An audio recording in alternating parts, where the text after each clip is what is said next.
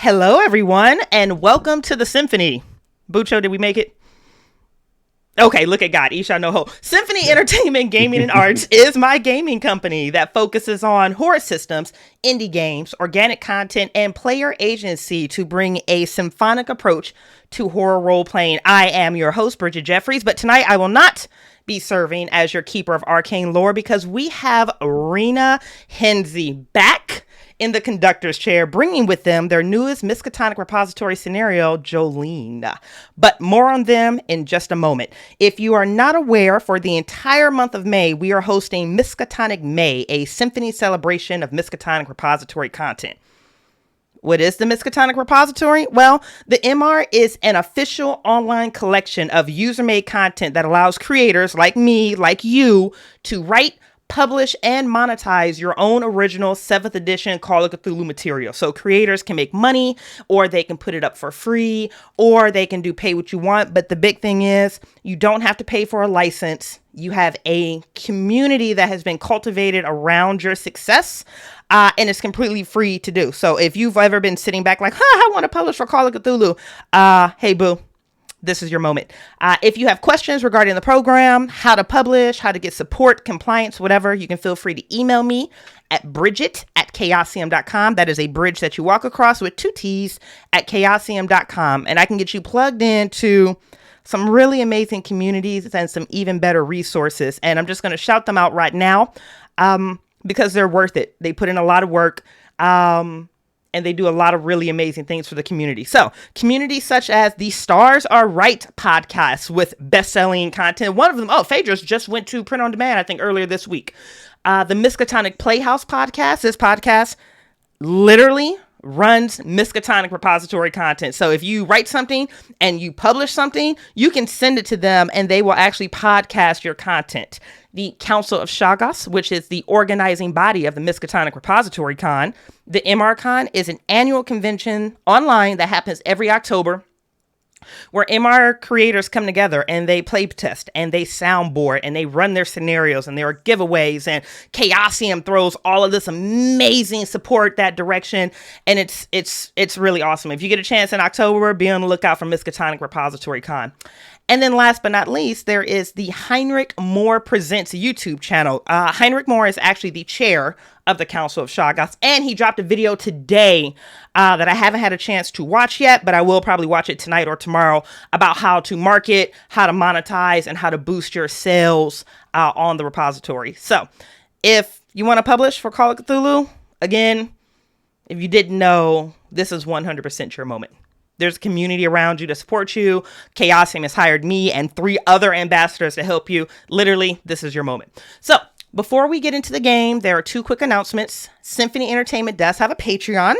So if you like this content and you would like us, or you would like to help us make more of it, please consider backing us on Patreon. Tiers are fleshed out with everything from behind the scenes content, postcards, awesome games like our Symphony Pettyville Bingo, that middle fingers to Bucho, who I love more than life itself, free book products, and more. Backers will also receive access to our post-symphony galas, where the cast takes a break after the show is over, comes back, and then we dissect it and we talk about our pets and we talk about the content that we're actually going to be doing one of these tonight. So if you're interested, feel free to view that at patreon.com/Symphony Entertainment. We are also hosting a giveaway. Arena has been generous enough to offer a free PDF copy of tonight's scenario, Jolene. So to enter, you do have to be a follower of the channel. You will enter Bang Jolene. That is exclamation mark point.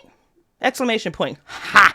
Grammar. Jolene for a chance to enter. We'll do that drawing at the end of the show. If you can't make it to the end of the stream, Bang Jolene, y'all. Bang Jolene, guys. It's right there. It's right, Banging Jolene. Banging Jolene for a free PDF. Listen, the thirst at Symphony is unprecedented. If you can't stay to the end, I love y'all so much. Jesus, I love this cast. If y'all can't stay to the end of the stream, check your Twitch messages. I'll do my best to try to ping you there and let you know. So I'm finally going to stop talking. Before we introduce this gorgeous cast, Rena, please tell us about you. Tell us who you are, where people can find you, some of the things you do, and a little bit about this sexiness that we're going to be playing tonight. Hey y'all. I am Rena. This is the second time Bridget has graciously allowed me to run one of my games on her Twitch, which is very exciting. I am a horror writer, specifically Call of Cthulhu, although I've done other systems as well, and a game master with a very lethal reputation. We'll see how that goes tonight. But I have written 4 published Call of Cthulhu scenarios. Jolene is my 4th. You can find the others on Drive-Through RPG, and I believe Bridget's got a link that'll pop up in the chat somewhere at some point, probably multiple times. But I'm also a podcaster, and you can hear me in a lot of places. I don't know how much time we have, but you'll find me on Ain't Slayed Nobody with Bridget, actually, in the Down Darker Trails Y'all of Cthulhu arc on the Old Ways podcast, in Horror on the Orient Express, which is Call of Cthulhu, and also where, with Bridget, as one of my cast members, I run a Vampire the Masquerade Chronicle. I'm also a bunch of other places. Just Google me, you'll find it. You can find me on Discord as Rena, they, them. I'm on Bridget's server and a bunch of other places, and on Twitter as @GlitterFayThey, where I mostly post about RPGs, thirst traps, and pictures of my cat. So this scenario, Jolene, is indeed based on or at least referential to the Dolly Parton song. Popped up in my head while I was listening to the song obsessively while walking on the beach here in Santa Cruz, and it just wouldn't go away. So we ended up with a full-blown scenario. I think it's pretty good. I'm really looking forward to people running through and potentially meeting the mysterious Jolene by the end of it, so we'll see how it goes. I'm going to assume it has to be amazing because feedback once we announced this one was explosive, and Perry has already played it, and yet here we are again with him. So it's going to be amazing. I'm super stoked. Rena, thank you so much for coming back onto the channel. I genuinely appreciate it. I'm super excited to play this game. So without further ado, let's unveil this cast. Cast members, please introduce yourselves. Tell us who you are, where people can find you if you want to be found, some of the things that you do, and really just anything else you want to throw at us. Bucho, baby, listen, it's your time, honey, per usual. Hi, my name is Bucho. I am one of many out of the stable of Symphony hoes that you can find on our live streams. Oh, almost gotcha. Almost gotcha. I'm so happy about that. Almost gotcha. Holy shit, that was almost sparkling water all over somebody's webcam. Wow. That's a new bingo option. All right. Moving forward, yes, I am one of the stable of hoes you can find on Symphony Entertainment, either with our sonatas, many of our other long-form streams. You can find my books on Amazon. You can find my paintings like the one behind me up on my Facebook. I am hoping to have a couple of scenarios put out by the end of the year. And I've got a link tree that I'll put up in the chat just in case that will take you to all my DJ mixes and a whole bunch of other shit. So that's me. Lessons learned for today going forward. Don't try to swallow while Bucho is talking. And actually, just put that on the quote board, too. I already know. I mean... I don't even need to say it, but I do like a good swallower. God. Perry, hit us, baby. Okay, so I'm also known as the Leather Daddy here on... Leather on Daddy. Our Symphony streams, on amongst the stable of hoes that we are come on here. I'm Perry Clark, licensed marriage and family therapist. You can find me most of the time in my practice, Untangle and Grow Counseling. Otherwise, I also have my podcast, which is Untying Knots, Minds and Souls Untethered, which has had Bridget on as a guest, talking about a variety of things from mental health as well as to gaming, LGBT, men's rights, just trying to show those massive places of intersection.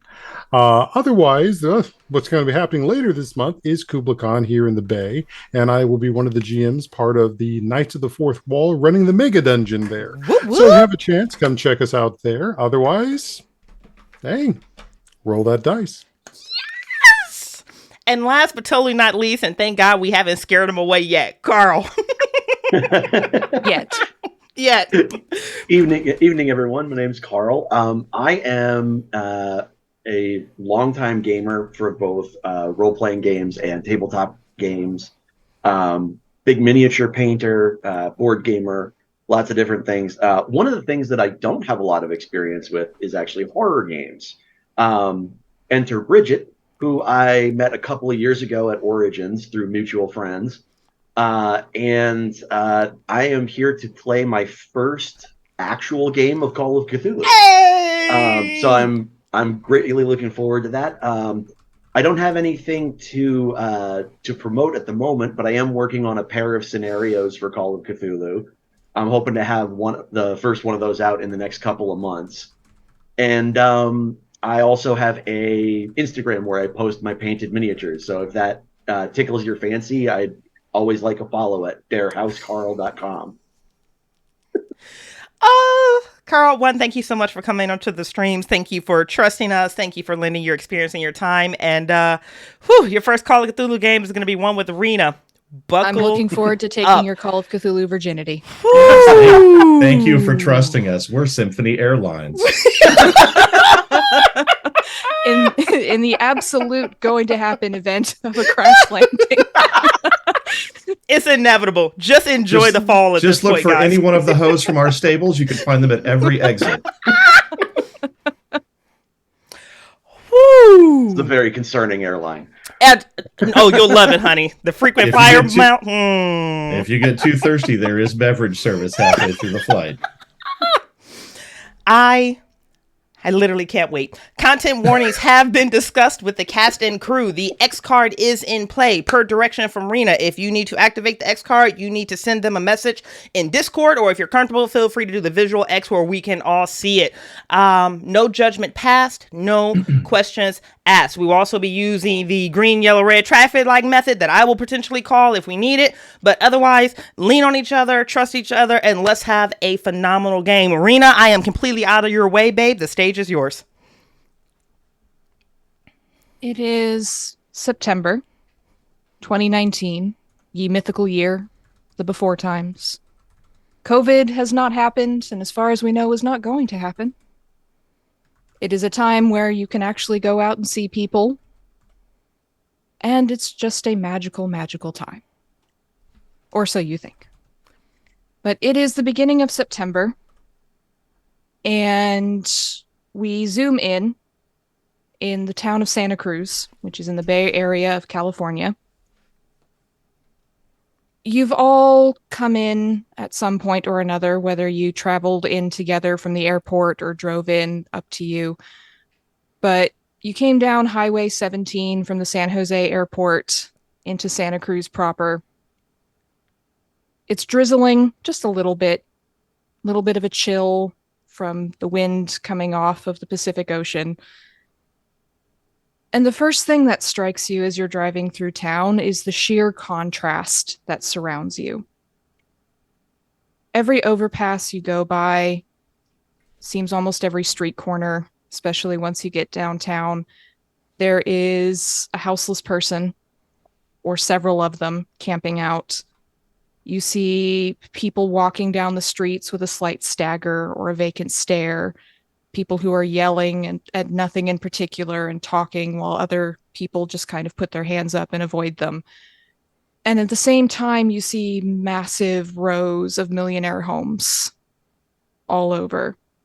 If you look up, you can see more in the hills, these brightly painted, palatial compared to everything else homes, some of them in bright colors, many of them with trees planted strategically so you can't actually see them and they don't have to see anything else. You see beachfront properties as you drive by that must cost minimum $4 to $5 million. With the rundown tenement homes, the low-income housing, the people who are overlooked and forgotten as you drive through the richer part of town into the downtown, you can't help but notice this contrast.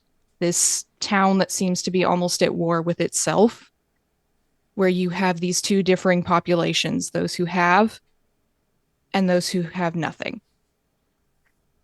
And that perhaps is at the forefront of your minds as you arrive at a tent city in downtown Santa Cruz. This particular tent city is one that's been set up for quite a while. It's quote unquote legal. They have permits, the people who set it up.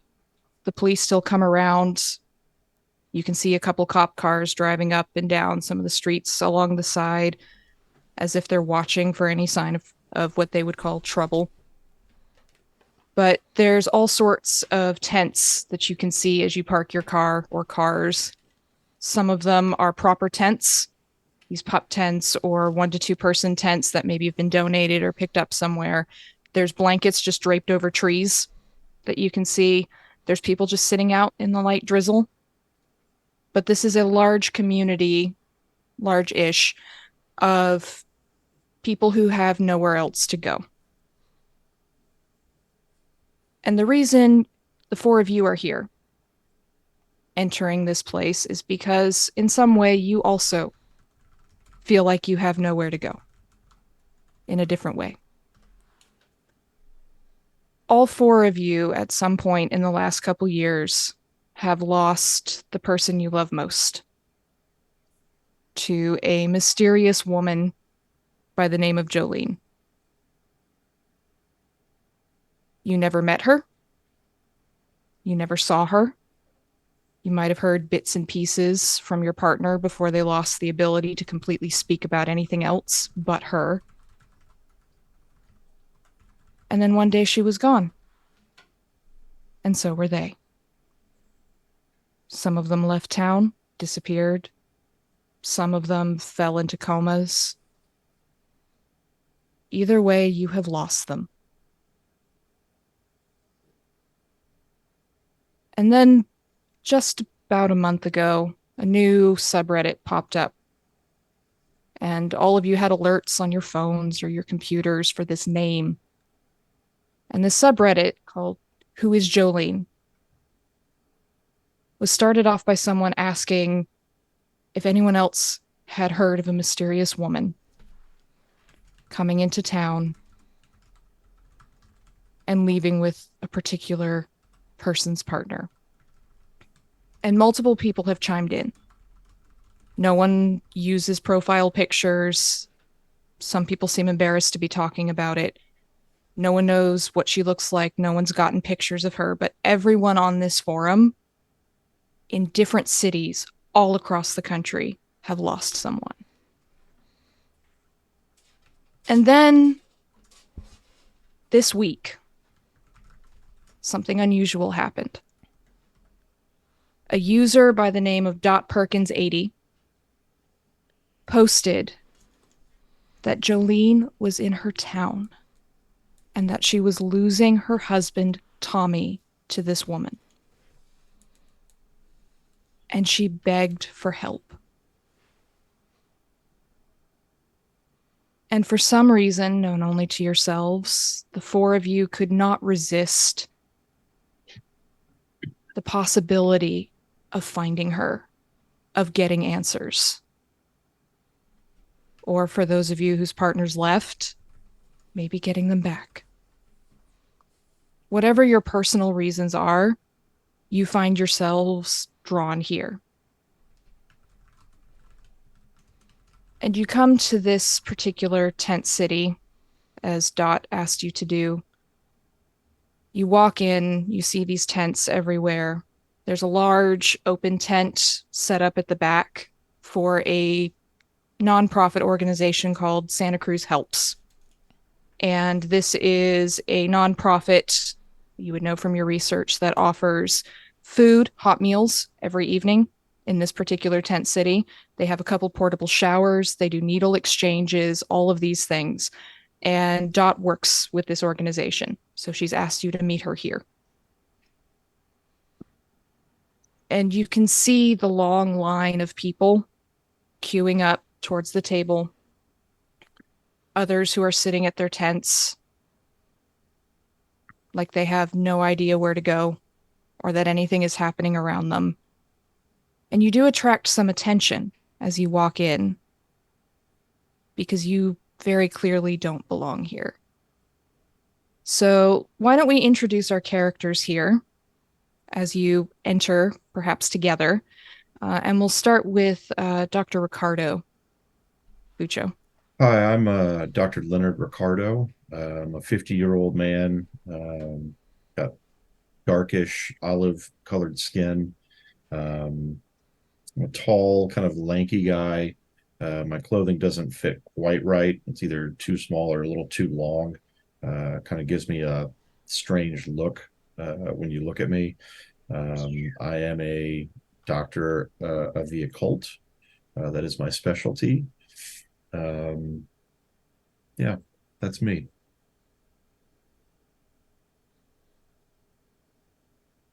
So we have walking in first Dr. Ricardo, looking very out of place. And next to him, we have a different sort of professional, different sort of doctor, Dr. Wachowski. Yeah, Dr. Wachowski is a late 30s white male who is from up north. Very obviously from exactly how pale his skin is, how he's already starting to redden in this California sun, the oversized, massive sunglasses that he has on, and probably like where he like reapplied sunscreen somewhere, like maybe right, behind this, stubble that he has coming in. They didn't rub in all of the way. At least he's not using aerosol like sunscreen, so small victories. But he is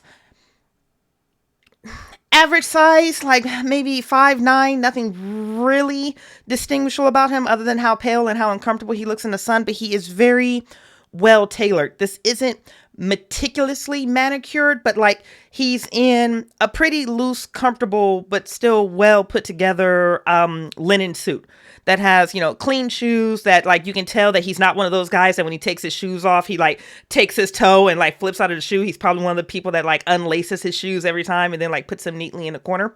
But he still has like the sweat stains that are slowly coming in through this linen, despite how fact he's being intentional on trying to keep himself cool. But at some point, just when he when he arrives, he's going to wind up putting his sunglasses back. And when he looks around at the individuals in the tent, the people in the queue, the volunteers that are serving, there is a very forward facing compassion about him. He wears it on his face. So the individual in the corner that's talking to themselves, you can see that he almost hesitates, like, should I go approach that? And he's like, no, that's not why I'm here. He says, excuse me. He's very polite if he bumps into somebody or steps around somebody, but just looking at the environment around him, it looks like he's somebody that has a high compassion rating and is very sensitive to the emotions and the situations of things that are happening around him. Wonderful.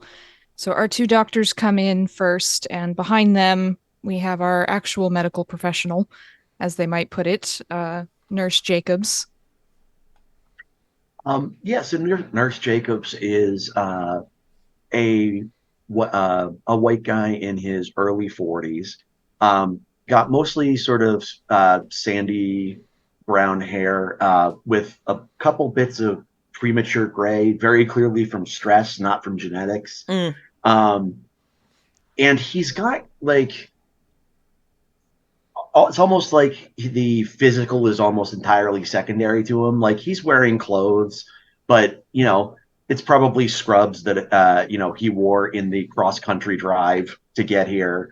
He just doesn't seem to care too terribly much about the physical appearance, and he'd be a guy who would be handsome if he didn't kind of walk like a teenager who got through a growth spurt. Like he's doesn't seem quite as coordinated as you'd think a man in his early 40s should be.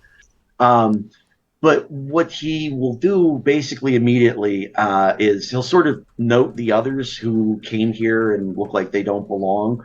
But he'll basically immediately fall into kind of similar to Dr. Wachowski. He'll kind of fall into a compassion, but his focus of it is way more immediate action rather than outward expression. So he'll probably just fall in and go up to somebody at the soup line and ask if he can hand out plates or just collect them, wash things, keep things cleaned up.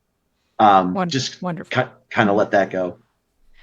And as Liam goes up to the tent, slipping in almost unnoticed into this tent city, we have Ori.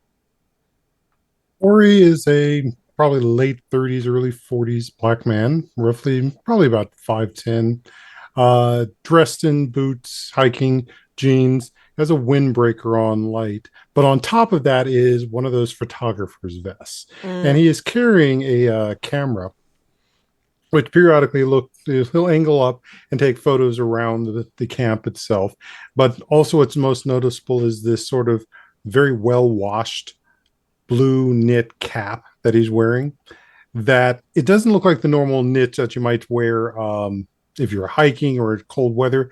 This one looks more religious, more of a kufi. Okay. With this small pattern of blue and white inside of it. So as you all arrive, Liam, you're going to be the first to notice this because you do go directly up to the tent where they're serving meals. You see one part of the tent, there are a couple younger looking people who are passing out clothes. Actually, it looks like jackets and socks and things from a table. And the main part is taken up with these volunteers serving soup and bread. And it looks like some fresh fruit and vegetables as well that they're handing out to everyone. And this line that's kind of filing by is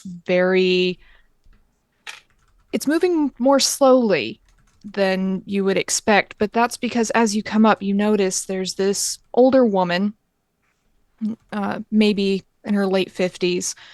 She's got big blonde hair that she's pulled back in a ponytail, and she's wearing a t-shirt and jeans and no makeup, but she's smiling and she's talking to every single person she serves.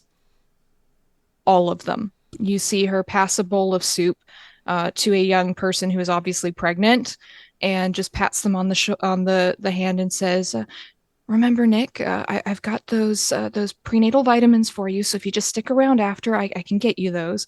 And she's just talking to everyone. She knows their names. Every person who comes through.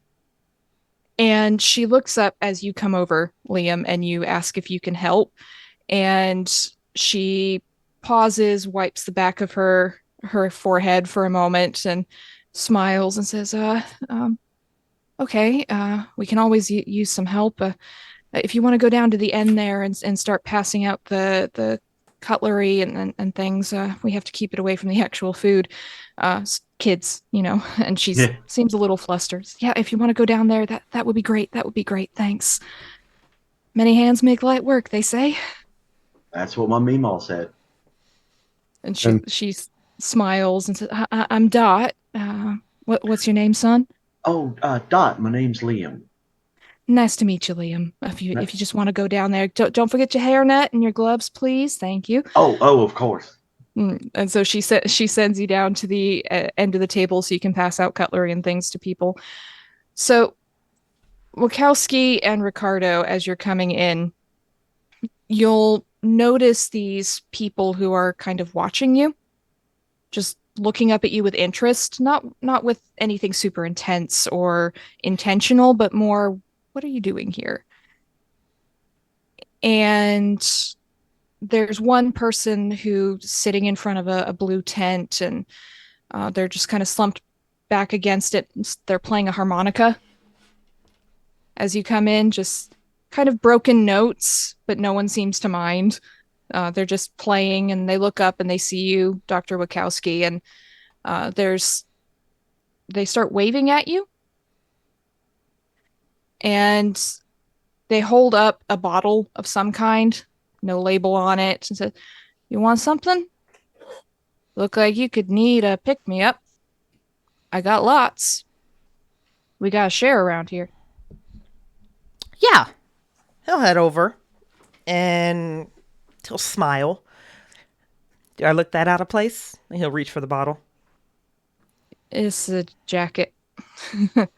Oh. We don't really get much of that here. And he gestures to, like, everyone's wearing cast-offs, hand-me-downs, things you could probably get from Goodwill, maybe donations. You see some people who are wearing really nice button-up shirts with really ratty jeans. And just the general vibe is not at all matched, not at all professional. It's really hard to miss you. Sir? Yeah. Do you want a drink? No, but I appreciate the offer. What am I looking at? What's the bottle that I'm looking at right now? So it's a green glass bottle. It doesn't have a label on it. It smells like cheap wine if you get a little bit close to it. And he's got several empty bottles set around him. And he looks around and he takes a drink and he says, I've been here a long time. It's getting cold at night. You sure you don't want something? It helps keep the cold out. No, I'm good. Thank you. What was your name? Billy. He'll Billy extend D. a hand out. Eli, it's a pleasure to meet you, Billy. He smiles at you, and he's this broken tooth kind of smile, but you get this kind of feeling from him, like he's a little surprised that you are reaching out to his hand. But he reaches out and shakes your hand and says, Oh, nice to meet you, Eli.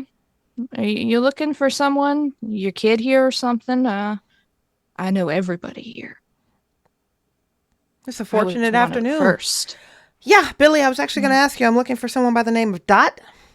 I believe they work here or volunteer here. Oh, Dot's great. Man, Dot's the best. She's been here for 3 years now. And she comes every Monday through Friday night. And he leans in. She thinks we're people. And a lot of people don't. That's because you are people, Billy. You I are know. human. She's sending me to AA. He can't She's help but to nice. look at the bottles like, I know okay. I'm not good at it. But We all start she somewhere. tried. She's trying. She's over there. And he points over towards the food tent. You know, she knows everybody. If you tell her your name once, she knows you. Good memory Good on that woman. one. Good woman. Don't Thank meet you. many like that. And he goes back to playing his harmonica. Billy, just before I head out, have you eaten today?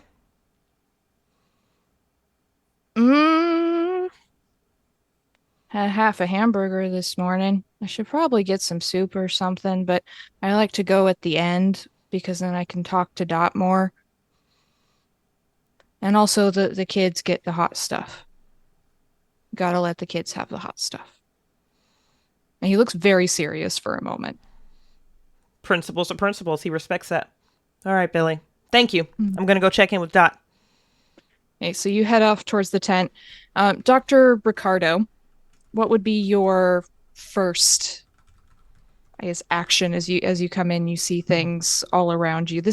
Really isn't your kind of place. You've never been to a place like this. You're kind of isolated from it in your office, in your classrooms. I was going to say, I would probably kind of ride on the coattails of Dr. Wachowski, kind of stay within, 10, 15 feet. Um, I live in Portland, so I'm not unfamiliar with those who are without a home. But I've never been this in the midst of so many of them. And so I think that is certainly taking me aback. And so like I'm overcompensating. I'm just waving and like like awkwardly smiling at everybody as I walk by, not really knowing what to do. And just kind of standing waiting for the doctor to stop her conversation with this gentleman. As you follow Dr. Wachowski, someone stumbles past you and brushes into your arm. It's this older looking person, kind of wild hair, look like they haven't showered in a while. They're wearing what looks like a dress over ratty jeans. And they're kind of talking to the air almost. Just, it's going to be here. It's not going to be there. I told you it had to be here. And they bump into you and say, someone's there. Oh, should I not walk there? You don't want to get in their way. Lots of souls here. And Billy pauses his harmonica for a second and says, Happy, don't bother the nice gentleman. He'll leave your ghosts alone. It's okay. Promise. It's true. I have no intention of hurting your ghosts at all, or Okay. you. Oh no, I'm all good. I'm all good. Oh, I'm all good too. They're all over the place now. More of them now. More of You them know, now. I find that everywhere has its own ghosts, and it's only it's how you Uh, interact with them. that's very smart. And he starts talking to someone you can't see as he wanders off, and Billy just Happy's a good person, but don't walk right in front of him because of the ghosts. As an occultist, uh, could I tap into my skills and see if Mm-hmm. there really is anything around? Oh. Oh, okay. Give me an occult roll, and we'll Okay, see what you pick up. it's pretty good. That's gonna be a regular success.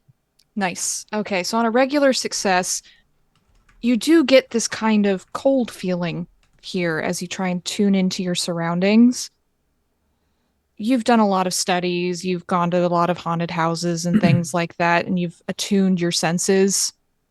And there's definitely a feeling of lost souls or something moving around this encampment, maybe this city, but you can feel them sort of drifting around. So it feels like movement, like it's a Yes. okay, interesting.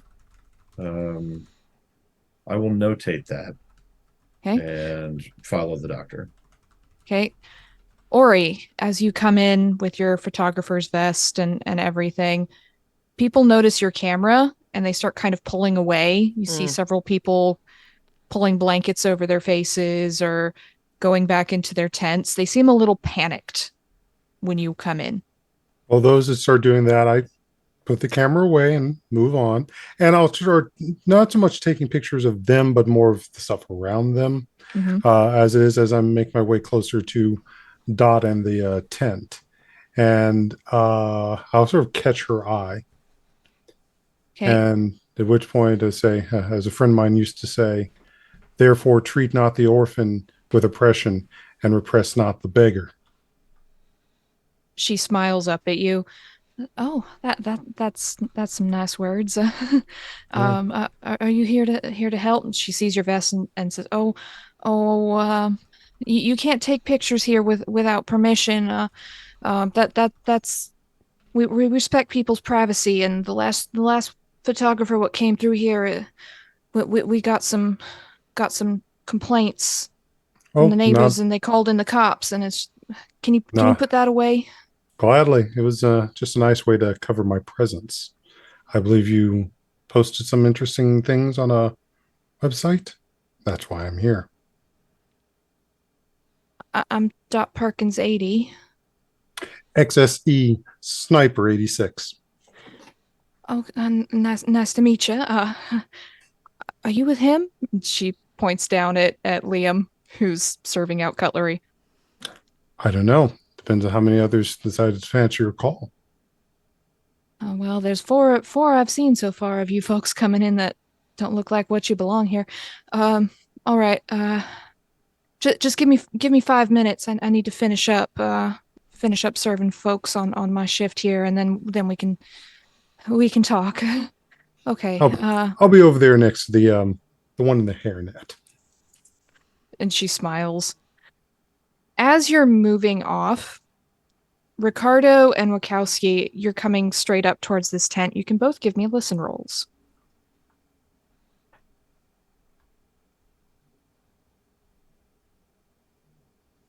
Oh, snap. That would be an extreme. Oh, look at you being fancy out the gate. Come on, girl. What you think I do? Listen, Eli Come failed on. like a boss. Okay, so Almost Eli, fumbled. you're too much really up in your own head thinking about Billy D and everything that's going on like around him, and it's just it hurts seeing this. Like you work with people, unhoused people in particular, that come into the hospital where you work, where you do your psychiatry rounds, and so you're used to seeing people individually dealing with alcoholism and houselessness and all of this, but so many people together is kind of overwhelming for you. Dr. Ricardo, on the other hand, as you're focused on the energy and the kind of coldness of the movement around you, you're really tuning in, and you hear from off to your right somewhere on the wind, Jolene? Jolene? It's just repeated over and over. Can I kind of triangulate where it's coming from? Oh, Like, with an extreme success for sure. okay. I would say, Doc, I'll be right back, and I'm gonna follow that noise. You go off to the right, and this food tent's at the back of the encampment, and off to the side there's trees and all sorts of things. And there's a tree with blankets draped over it, and there is leaning against this tree, there is a young person smelling very heavily of weed. You can smell that really thick smoke, and they've got an empty bag of chips next to them. But seated next to them is what looks like a young woman. She's just sitting on the ground, and she's staring blankly ahead of her. And she is whispering so quietly you almost didn't hear it. The wind must have been in the right direction. She just says, Jolene. Jolene. And she does not move as you approach. I'm sorry, Miss. Miss, did you say Jolene? The young person next to her looks up, says, Hey, man. Hey, sorry, I don't mean to interrupt. Do you know her? Do you know her? It's all cool, man. It's all cool. Nope. No? Mm-mm. Oh, I'm also looking for someone named Jolene, so that I heard her say the name and got curious. That's a great coincidence, man. Like the universe. It's bringing crazy. You together. Yeah. I find the universe is actually much smaller than we think it is, in many ways. Whoa. I'm Xander. I don't know her name, but man, she came in 2 days ago by herself, and she will not say anything. I tried to open her mind a little bit and get her to talk, but man, even my best weed isn't doing anything for her. But I didn't want her to be alone because she's sitting there and saying this name over and over. So I thought I should sit with her and look after her, like be a good dude. No, that's the one of the many qualities of being a good dude. That was the right choice. Rena, I'm gonna ask, is there a way to could I figure out if doing a first aid check would benefit her, or if this is something that's just completely way more mental than it is in that category? Give me a first aid roll. Okay. I want to see if I can kind of snap her out of it, I guess, or bring her more to reality. Fuck you, Bucho. Coming in hot with that critical, bitch. Wow. Okay, so get those good rolls out of the way now. So, almost assuredly how it's going to go. For sure. Yeah. For sure. All right, so you look her over, and you're not a medical professional, but you do have some training, right? University requires it, all that kind of thing. But you look her over, and she's really sunburnt. You can see the skin kind of peeling off of her in places. These are bad sunburns. Really bad. Almost third-degree sunburns here, and she doesn't seem to notice them at all. I'm sorry, son. What was your name again? Xander. Yep. Do you happen to have? I realize you may not, but do you happen to have either some extra water or perhaps some lotion of some sort? If not, I can. Water's over at the tent with all the volunteer people. Man, we don't get lotion here. Yeah. Okay. Skincare stuff's not really important. Continue, in the grand scheme of things. Continue doing the good dude stuff and stay here for a moment. I wanna see if I can find something to help her out with her skin. Good idea. I don't know that stuff. Can you bring me some Cheetos when you come back, man? I am hungry. If I find Cheetos, I will certainly bring some. Yes. Thanks, man. So I'm gonna bounce. Yeah, I'm gonna go so look for something. you head back to the tent, and the volunteers are there. There's a small first aid table as well, where they've got just little kits for things, and they're bandaging up some people. But Liam, you've been handing out these plates and utensils and things, and there's a woman who comes by with two small children, and they look up at you, and they point at your hairnet and they say something in Spanish, and then they laugh.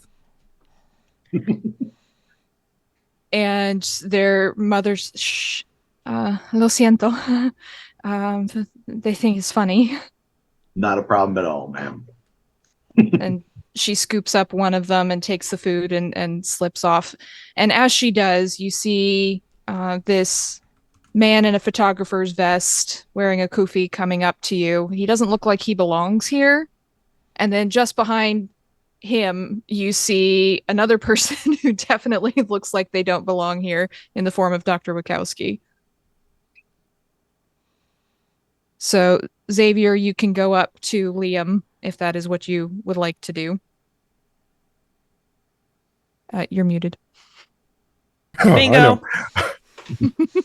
Well, no, actually, I was trying to get the voice out first before because I'd unmuted. But so, doing the good work. Must have just gotten off your shift, huh? Well, a bit of a forced administrative leave is what we're calling it. But as the nice lady said, many hands make light work.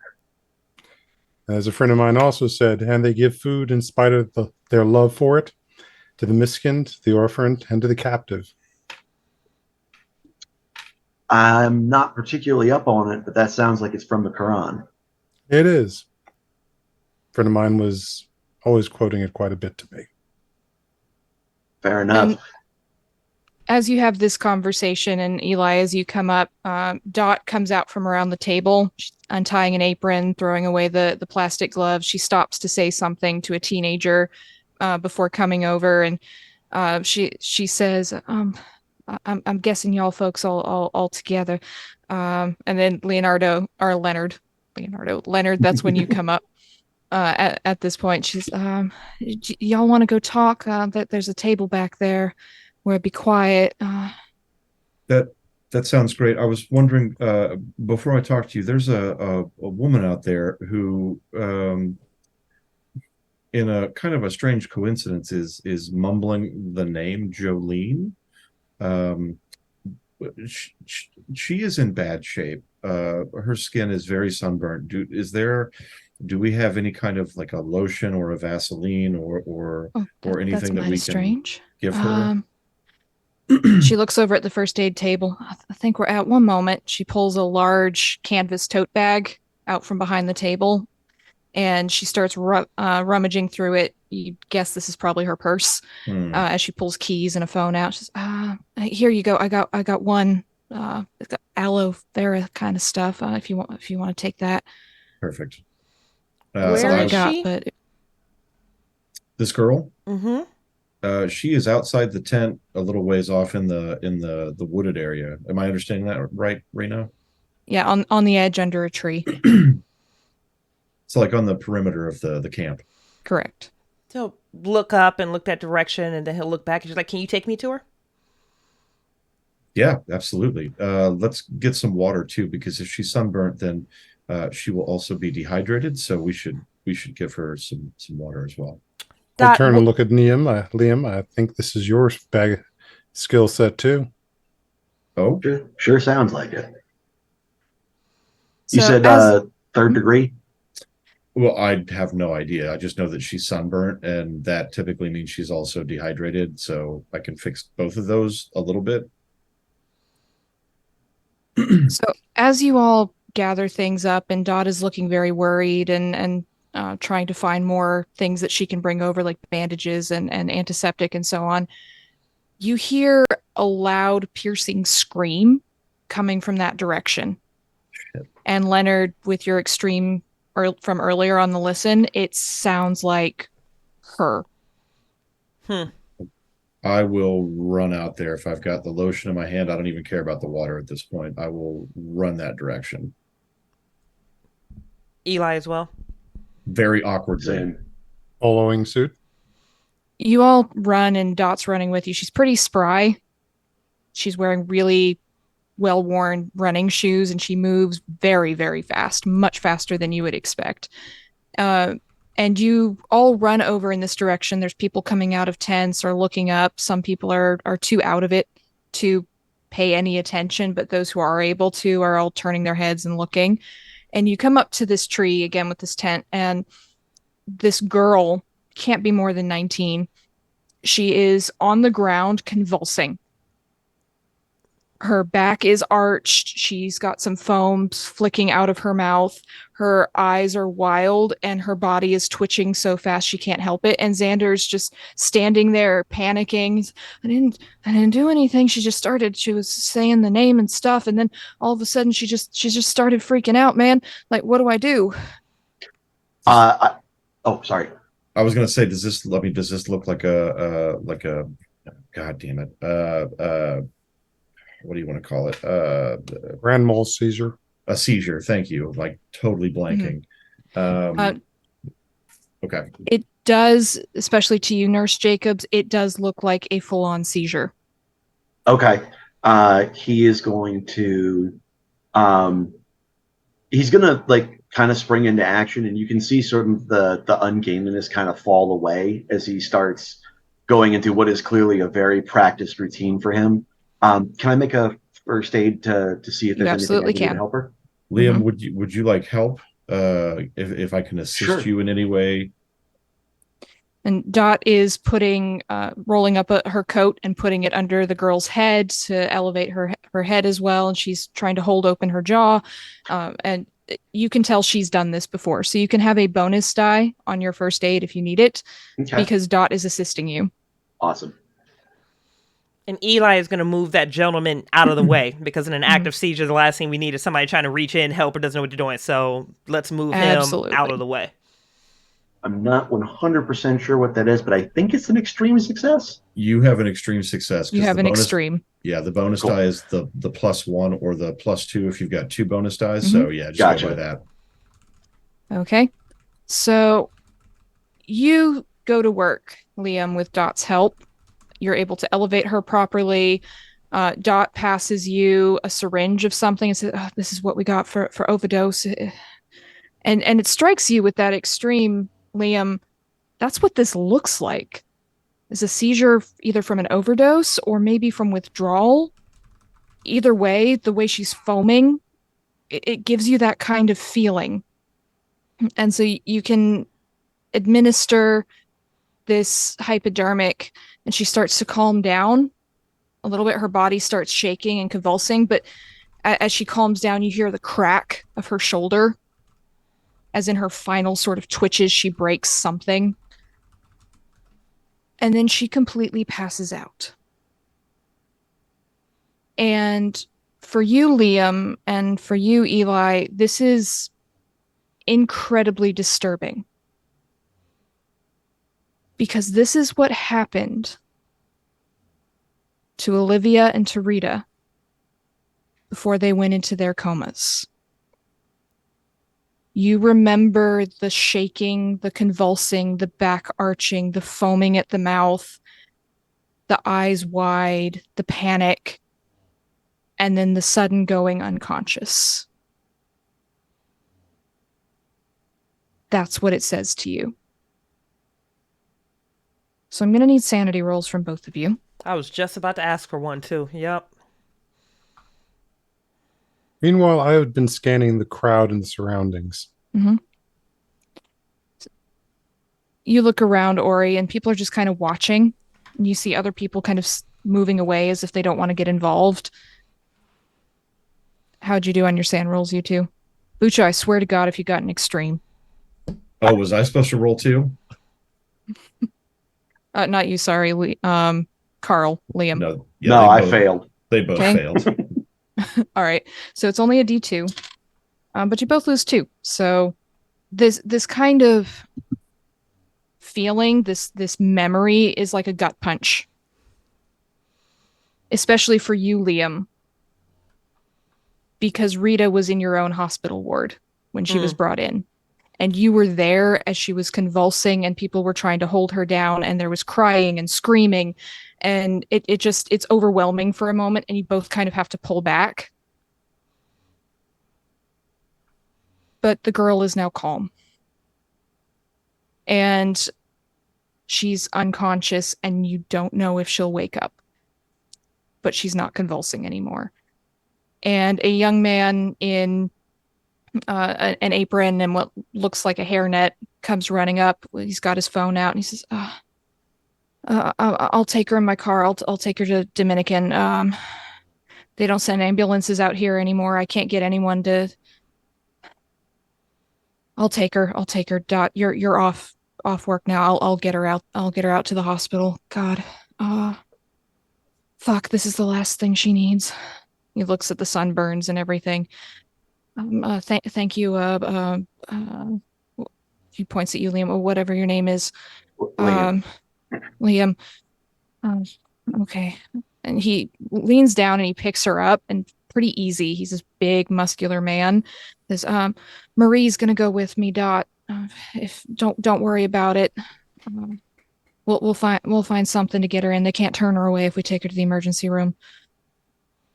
And Marie, you assume, this petite Hispanic woman, comes out and starts walking with him. He's talking to the girl. She obviously can't hear him, but he's just saying these soothing, quieting things as they move towards the exit. And Dot's shoulders kind of slump and she sighs. Thank you, folks. Hard to get trained professionals down here when things like that happen. It's a miracle he was here. Is that a normal occurrence?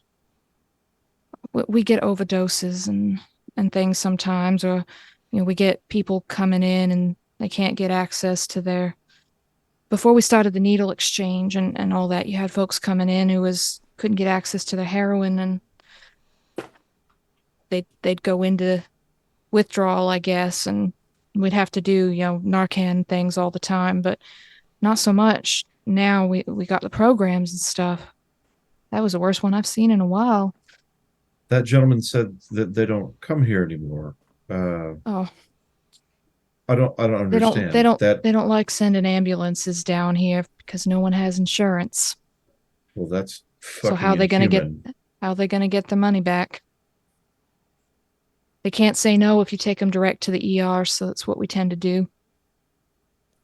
Just drive them. Also, folks, and she points up a little bit, up what looks like a bit of a hill, as folks started complaining about the noise with the ambulances coming down here, so they don't care about us down here. They don't care about these folks. They think just because you don't have a home means you don't deserve to live. She shakes her head. I'm gonna lean down to Xander. We're still in that same area. Xander, are you okay? Like, was there some kind of did it happen immediately? Was there something that set her off? She was just sitting there, man, just like staring at the sky and stuff, and then all of a sudden she said, "Don't leave me." That's what she said. She said, "Don't leave me." And I said, "I'm not going to leave you." But she says, "Don't leave me again." And then all of a sudden she started shaking and I got scared, and I thought maybe a bug bit her or something. You have allergies to things, but she was freaking out, and I don't know what to do, man, with stuff like that. And it's really kind of slow, and it was like in a movie kind of thing, just falling back and shaking, and then she started screaming, and it was a lot, man. Could I do another check to see if maybe that weird moving force was maybe more concentrated in this area? Yeah, you can do that. While you're doing that, what are the rest of you doing? I had been scanning the crowd and the surroundings. Spot hidden? Yep, give me a spot hidden. Hard success. Of course you did. Yeah, it's regular success. It ain't gonna last, don't worry. No. All right. So, Leonard, you feel the kind of coldness in the air. It feels like it's dissipating around you. Ori, with a regular success, you look around and you swear just for a moment, just for a split second, as you look around in this drizzle that's starting to come down a little bit heavier. You swear someone was looking at you, just ever so briefly, and they disappeared. It's like you blink and they're gone. But something was there. You'd swear it. And Dot just kind of sits down heavily and wipes her forehead and, oh, that poor child, that poor child. And you say she was saying the name too? She was, yeah. That's what initially drew me over there. And you all had, well, her, right? All right. You folks want to sit down? I can't stand at the moment. Yeah, we can go wherever is more comfortable for you, for sure. I'm Dr. Leonard Ricardo. Um, Squeegee board was my username. Yeah, I tried to be clever, and that was the best I could come up with. SQ Ouija board. It was a Ouija board. Yeah, I thought it was like a squeegee on a window. Okay. That was the joke. It just wasn't funny. Yeah. Okay. Yeah. Well, why don't you folks come over here? And she leads you over to a table off to the side and sits down wearily. It's like a pick benches, and she sits down and says, well, I guess it makes sense that woman might be taking other people in town. I don't know, but what do you know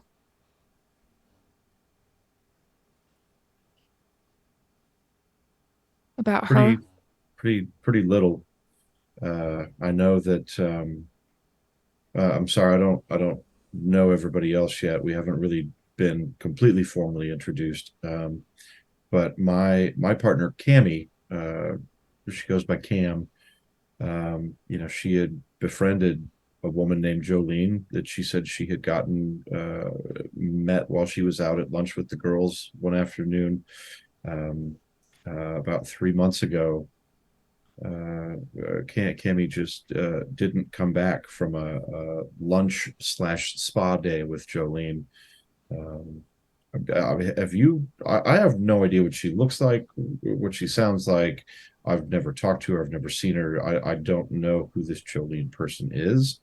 But after reading the subreddit, I have to imagine it's the same person.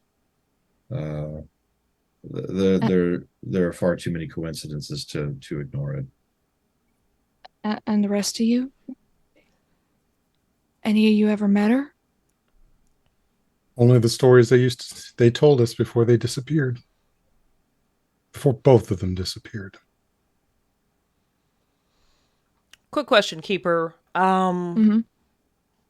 Was he around when Olivia went into that seizure that eventually led to her coma? Did he witness it? Yes. Did she say the same thing, "Don't leave me, Jolene"? Yes. The exact same thing.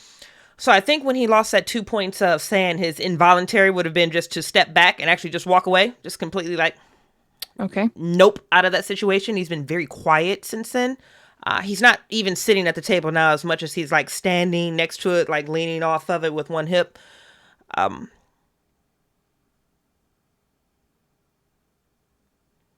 If that girl follows the same patterns as my wife, she's not going to wake up. She's going to be in a persistent coma. Oh, poor child. Oh, but is that going to happen to my Tommy? Oh. Why don't you tell us a bit more about Tommy? You got to stop it. You got to stop it. He's all I got. He's all I got. Who is he? My husband. And we've been together since high school, since we was 16. That's a long time. You go throw it away on a strange woman. You folks wouldn't do that, would you? All these years? No. We've been together No. 40 years. And all right, well, Tommy went out one night 2 weeks ago. He said he was going out on a mission. And she smiles, kind of a little, not quite patronizing, but more like, oh, that's sweet kind of way. He's a librarian at UC Santa Cruz, but in his spare time he likes to work with the society, Santa Cruz Society of Haunts and Horrors. They look into haunted houses and things. I don't much see the point in it, but Tommy really likes doing it, and he said he had to go out and investigate a ghost, and so he went out. And then he didn't come back that night. And when he came back in the morning, he was just talking about this woman. This beautiful woman he met named Jolene. She was all he could talk about. Just sound of her voice. Like rain, he said. Just how soft her skin was. She looks down at her hands, a bit wrinkled, and you can see spots on her arms, and she's got crow's feet around her eyes, and just said how beautiful she was. Most beautiful woman he'd ever seen. I just kept talking about her and talking about her and talking about her, and then 3 nights ago he was talking about her in his sleep, saying her name. Couldn't say anything else. And then he didn't come home. I called the library at the university. I called the society. I called everyone, and he didn't go into work. He didn't come home. I don't know where he is. His phone's off. And it's got to be her. It's got to be that woman. And you can all give me psychology rolls at this point.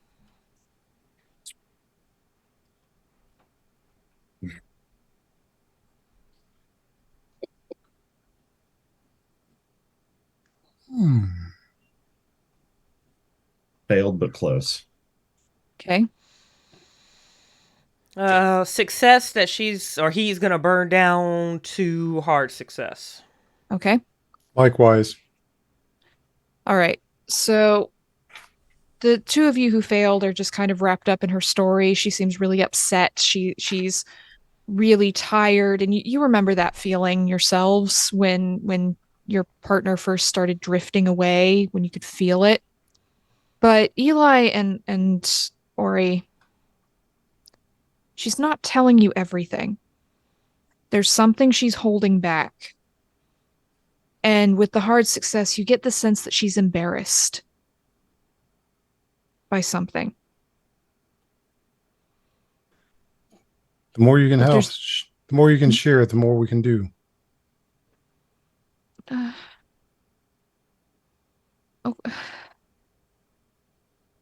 All right, I followed him one night.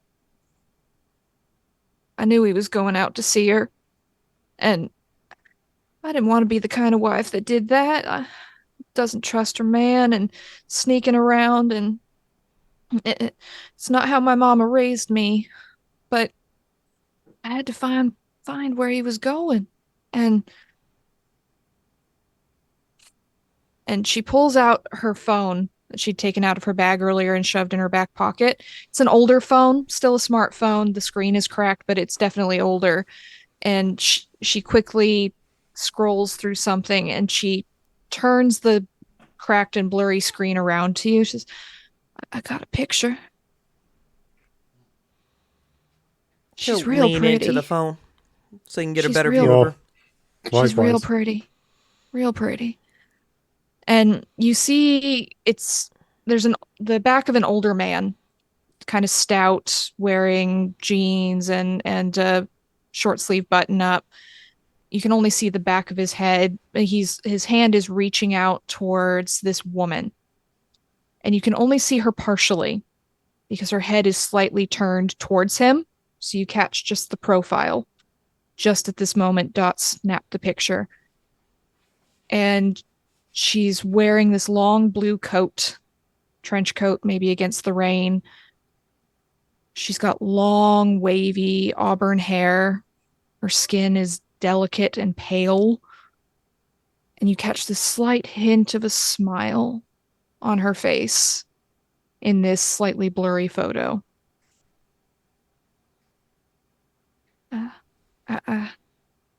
That's what I got. They went off, and I didn't feel like I could follow them, because how do you compete with someone like that when you're my age? I'm gonna turn to everybody and how long were all of our respective partners involved with Jolene before they disappeared? And in my head, like, I also wanted to figure out if, like, being me and trying to figure out the reasoning behind a thing, would I be able to figure out a kind of weird timeline based on the posts from the Reddit community? Like, if there's a timeline of happenings? So you can give me an intelligence roll, and anyone else who might be trying to figure out a timeline can give me an intelligence roll. Hard success. Of course. Success. No, actually, hard success. Okay. Normal success. Normal. And Eli? Not looking into the timeline at all. Okay. Eli's just kind of spaced out for a moment. All right. So the three of you who are trying to piece a bit together, you look at this picture, you listen to Dot, and you think back to the posts that have been made. You think about your own stories and where you came from. And it does kind of start to make a bit of a pattern. A little bit. It appears, based on all the posts that you read on the Reddit and everything, she started on somewhere on the East Coast. At least the earliest one your earliest story that's shared is from 6 years ago. Mm-hmm. Someone in Maine. And it seems like she worked her way west, down into Texas, up into Portland, around, but she started on the East Coast. Okay. That's what you get. Mm-hmm. She's real pretty. Yeah. That's all I got. But you gotta help me find him. We will. He's all I have, and well, barely making rent as it is with two of us. If I have to do it on my own, I don't want to lose my place. I don't want to lose him. Never had kids, just what I have. Where was the last place that you saw him, or that he said he was going? The last place I saw him was when I took this picture, and they were headed down 41st Street. Favorite coffee shops down there. Coffee Vanna. You know, real nice hipster place. But I don't know if they went there or they was leaving or what, but well, when they went in that direction, that's what I assumed. But only time I've ever seen her.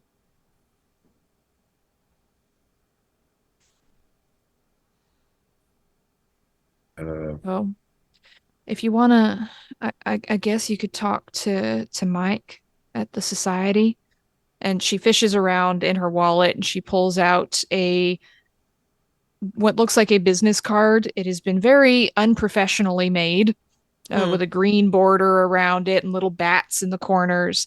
And it just says Santa Cruz Society of Haunts and Horrors, no tip, uninvestigated.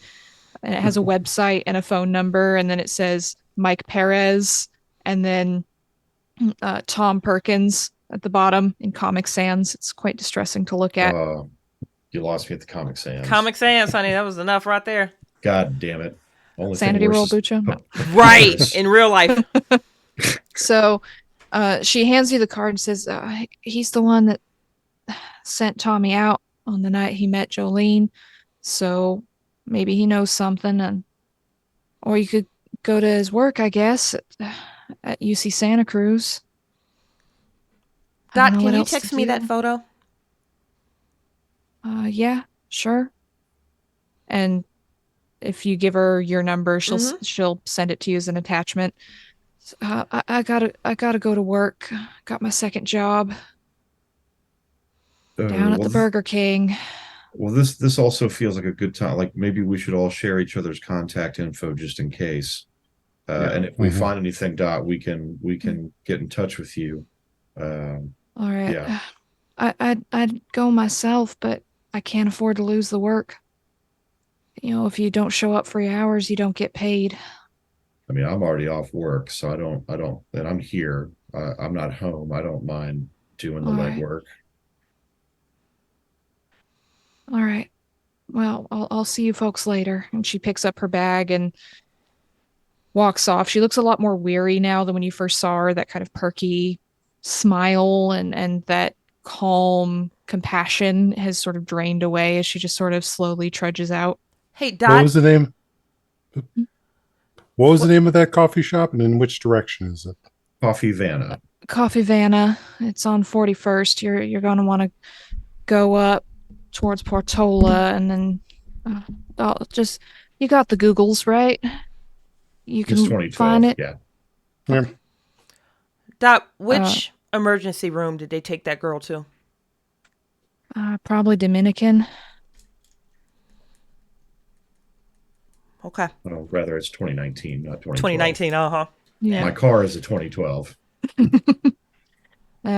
And she just smiles sort of wearily and trudges off.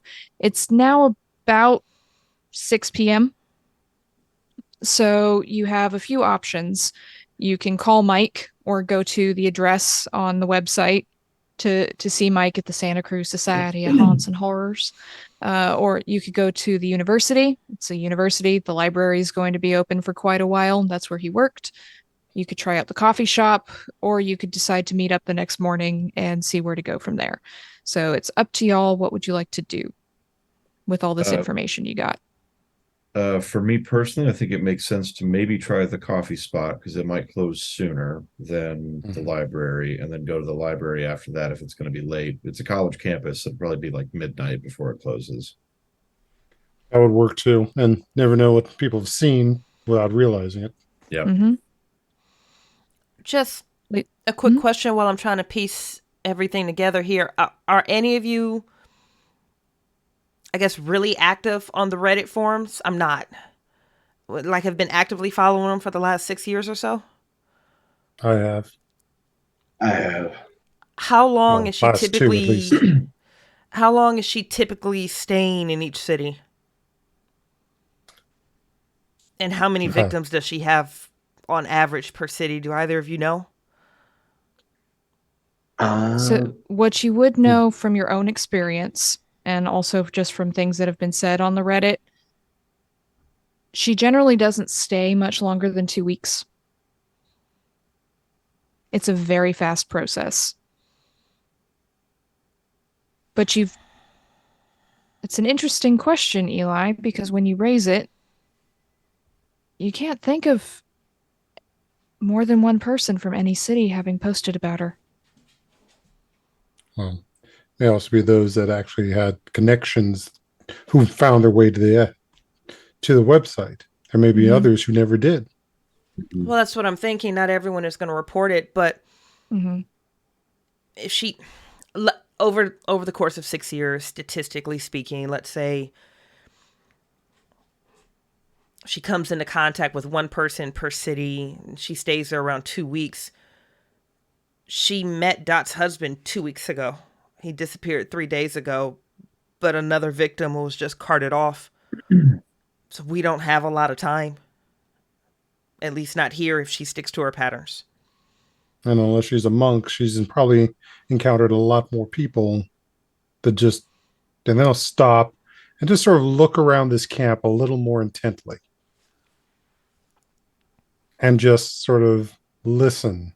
Mm-hmm. Is anyone else saying the name? Give me a listen roll. Liam, what are you doing? How are you assimilating all of this information? I think after the pretty traumatic reminder of how he started to lose Rita, he's kind of stepped back and is kind of more just absorbing thoughts. And he's taken a cigarette out of a rumpled and crushed packet of cigarettes. And he's been kind of absentmindedly doing this, but he hasn't actually lit it. I think he's thinking for a little bit, and kind of, I think as Dot is leaving, he's gonna just kind of sidle up to her and slip her two things: a $20 bill, and say, "Hey, Dot, it's been a hell of a day. Get yourself a good meal on the way to work. Nothing fills up the tank like something from somewhere else other than where you work." Ain't that the truth? Thank you, son. Of course. And he'll also slip her his nurse's insurance card. And say, "Look, I don't know how many times this will work with your look, but if you find somebody who needs it, if you need somebody to have a serious operation, use this. Maybe it'll work a couple of times, help some people." She looks like she's about to cry, like genuinely about to break down in tears, but she clutches the card and she kind of wipes her face a little bit. She says,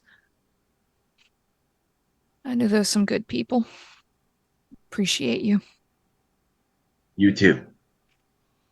It's a hell Thanks, of a son. righteous thing you're doing here. We do what we can. And I'm gonna she take- heads off. I'm gonna take a page out of Liam's book and head over to Xander and fumble with my billfold and like pull out a 10, but like a 5 will also fall out onto the ground. And I'll just be like, "Xander, I'm sorry, I didn't have a chance to get you some Cheetos, but maybe this will get you something a little more substantial in the meantime." Thanks, man. That's real cool of you. Yeah. And he takes it, and as he does, you can give me a spot hidden roll. Perry, how did you do on your listen roll? I failed, and so I'm willing to push. Push Oh, it. okay, push the And roll. I will push it by first and foremost screaming out her name, and then just listening for whatever response comes. Let me remind you, as your keeper, that if you fail a pushed roll, it is a very bad thing, but please push the roll. Please push the roll. Please push the roll.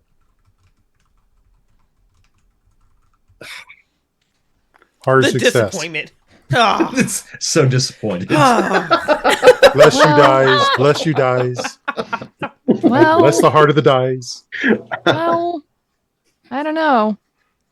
So you're listening, Ori, and you call out her name, trying to pick up to see if anyone else is saying it or responds. And as you call out into the night and the drizzle as the sun is setting, everything's clouded over, you're starting to feel your clothes sticking to you with the humidity and the damp from this drizzle that is slowly turning into rain. You swear you hear all around you, "Ori. Ori, she's here. You can be with us, Ori." And it sure sounds a lot like Alex. Where are you? Where are Here. you? "I'm here, Ori. Come to us." Where's here? And you don't hear anything else as the rain gets louder, but I would like a sanity roll. Yeah, I had a hard success on that spot hidden roll. Of course you did. Still Of crushing course you it. did. Yeah. So we'll deal with Ori's sand roll Mhm. first. Fail. Okay, so Oof. you Big fail, lose too. 3 points of sanity as this is hitting you in the gut. Hearing his voice. That voice you haven't heard for 2 years, and it's suddenly all around you. You would know that voice anywhere. Anywhere. And then it's gone and you don't know how to get it back. So, Leonard, as you're handing money over to Xander, you notice a wallet on the ground next to where this young woman had been sitting. And Xander doesn't seem to be paying any attention to it. And it's just laying there, open. Yeah, I'm gonna reach down to grab it. Okay. You pick up the wallet and you see inside the little window where you might put your ID so you can show it pretty easily. You see her picture. It says Sarah Watkins. And the ID is from Washington State. Oh shit. And it expired 9 months ago.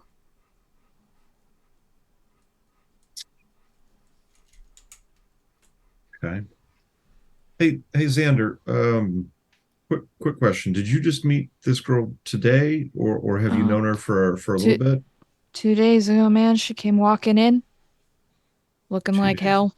2 days ago. Okay. Yeah, And and then she and just sat here. and the Jolene thing was the only thing she said at any point, huh? Yeah, man. Just like obsessed with that. That's a name, right?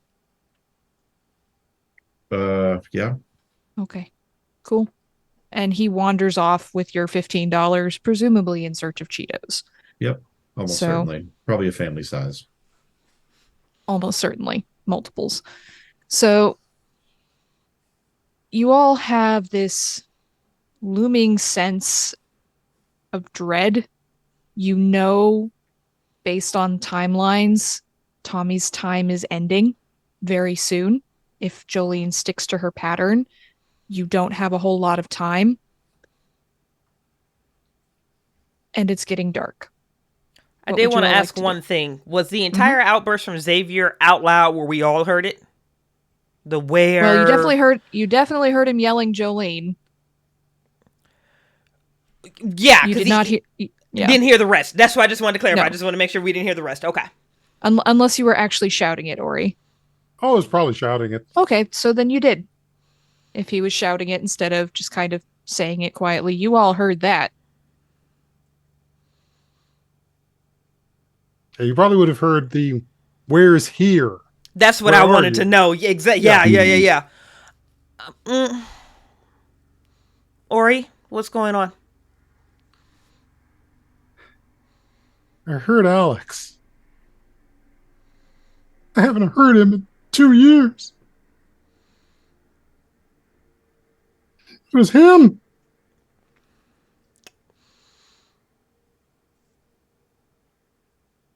Damn this bitch. Could I do another occult check to check the vibe around Ori? Yeah, Ooh, I like that. absolutely. I like that, yeah. I'm gonna spend 3 points of luck to make it a success. Worth Fantastic. it. Spend all the luck. Yes. Totally worth it. The air around him is very cold. Very cold. Is this like a supernaturally cold air that like only I understand, or is this something that he is also experiencing?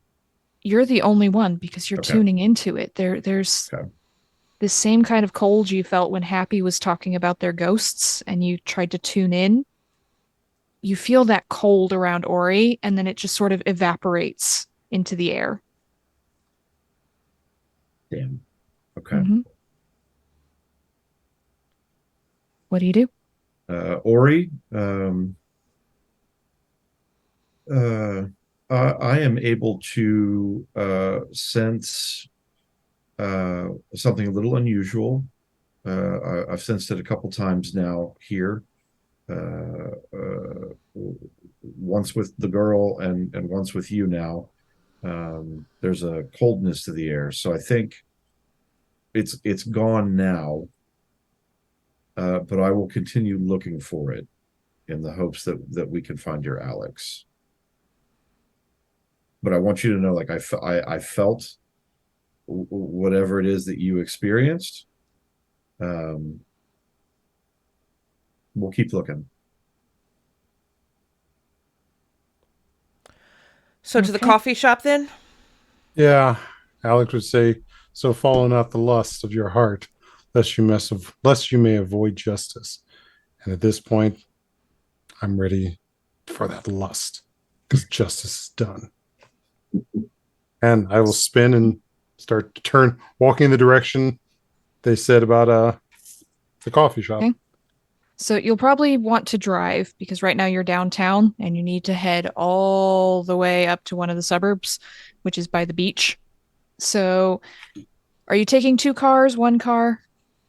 I'm happy Grab my to car. drive. Yeah, we can. One car. I think one car makes sense. Okay, carpool.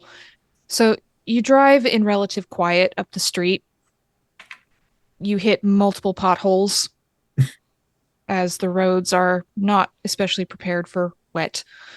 And there's lots of sort of rundown buildings with loud music coming from them. And you see students, you assume, wandering around. There's also more of these unhoused people holding out signs, asking students for cash. Some of them drop money into the box. You see one of them take a person into the Taco Bell, presumably to get them some food, and others just kind of laugh and move on or cross to the other side of the street as you drive down these roads. And you make your way out into the Capitola area, which is a much nicer area of town, right on the beach. Lots of nicer homes, especially the millionaire beachfront homes, many of which you see signs as vacation properties being rented out for second income or as Airbnbs. You drive past those, loop around up towards 41st, and there is a small coffee shop that is nestled in between independent bookstores and higher end boutiques. And just says Coffee Vanna. It's little coffee beans on the sign above it. Looks like it's still open. There's lights on. Very uncomfortable looking chairs. Kind of hipster chairs with the low wooden backs that don't give you any support at all. And metal tables. But it's vibe though. A question for Ricardo. Did you share the ID card with us? Yes, I would have. Yeah, I would have done that immediately. Let you know who she was, that I had the wallet, and that maybe somebody else around town might know her, so we could use that as like a way to ask if people have seen her before. And if so, on the drive, I probably would have done a search on her. And then Eli would have taken a photo of that and sent it ahead to the hospital. He would have gotten in contact with the hospital and like, hey, that patient is da-da-da-da-da-da-da. Here's photo ID. And then also tie this patient log to this patient in Maine that has similar. I mean, he's basically going to do that while he's in the car.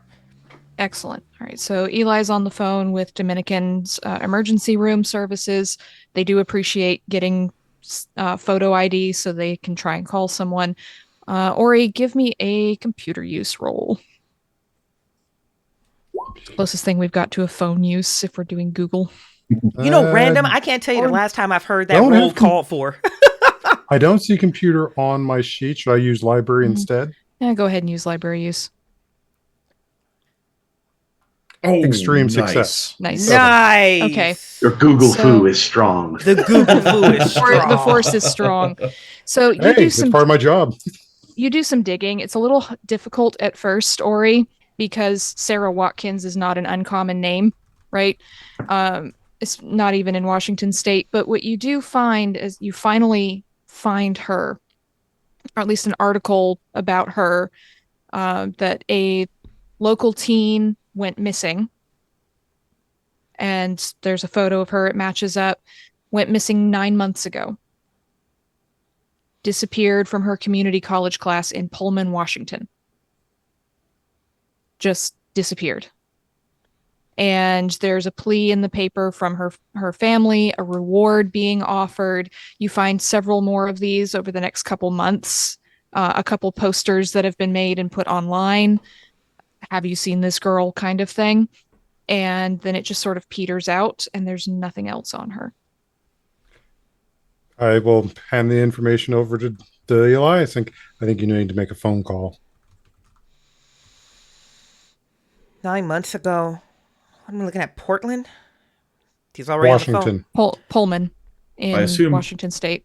I assume I'm driving and I hear 9 months. I go, yeah. So her driver's license expired 9 months ago, too, guys. I don't know if that's connected, but that's something I noticed about her ID. So as you have this conversation, you find a place to park on the side of the street, right outside the coffee shop. The rain is getting harder. It's definitely getting chillier. But you do see there's no patrons inside through these big glass windows with all the potted plants and the ferns hanging everywhere. But there is a very harried looking young woman behind the desk who is scrubbing at something, cleaning something, you're not sure. But she looks exhausted. But the shop is still open. Miraculously, for another 30 minutes. Did you say she was furry? Harried. Harried. Oh, harried. I heard Harry too. You would, Bucho. Okay. It would be Bucho. It'd be Bucho. It'd be Bucho. I'm here for it, but I'd still be Bucho. Look, I can't help it if my vocabulary is going to turn your mind into naughty places. So it's inevitable. So am I. So what do you do?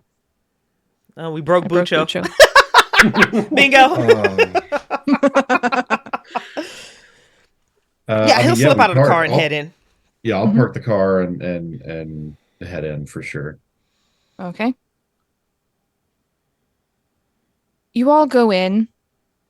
Liam, you feel a bit cold for a moment. Okay. Uncomfortable. Something almost like cold damp of the wind brushing against the back of your neck, maybe. Probably just the wind. Ugh. And you all go into the coffee shop, and this young woman who's got a name tag on her green apron that just says Chrissy on it looks up, and you all know this look. This is the look of, we're closing in half an hour. How dare you people come in here and make me have to make more coffee kind of look. But she quickly plasters on a smile and says, "Hi guys, how can I help you?" Well, we don't need coffee, so you don't have to worry about that. Oh, great. Yeah. But a hot tea would work if that's okay. The disrespect. Sure, that'll be $3.75. I need a cup of hot water and something to dip into. What can I help you with? As she's making your tea, Ori. I think we would show her the ID. Be like, well, have you seen this girl before? This woman, possibly. No, doesn't look familiar. Sorry. Okay. What about this one? And then he'll show. What about this one? And then he'll pull out that picture of Jolene. Oh. She looks a little bit closer. Yeah, I've seen her. She's been in here a couple times. A couple times? Yeah. With an older guy. Kind of stout. Likes to wear band t-shirts with those Hawaiian print shirts over it. Yep, that's likely her. Yeah, they came in a couple times. They always sat in at that table over there, and she points to a corner table where there's these macrame pot holders with plants in them that kind of cast shadows over that particular area. I'll go immediately to that table. Okay. They like to sit over there the 2 times they were in. It was odd, I guess.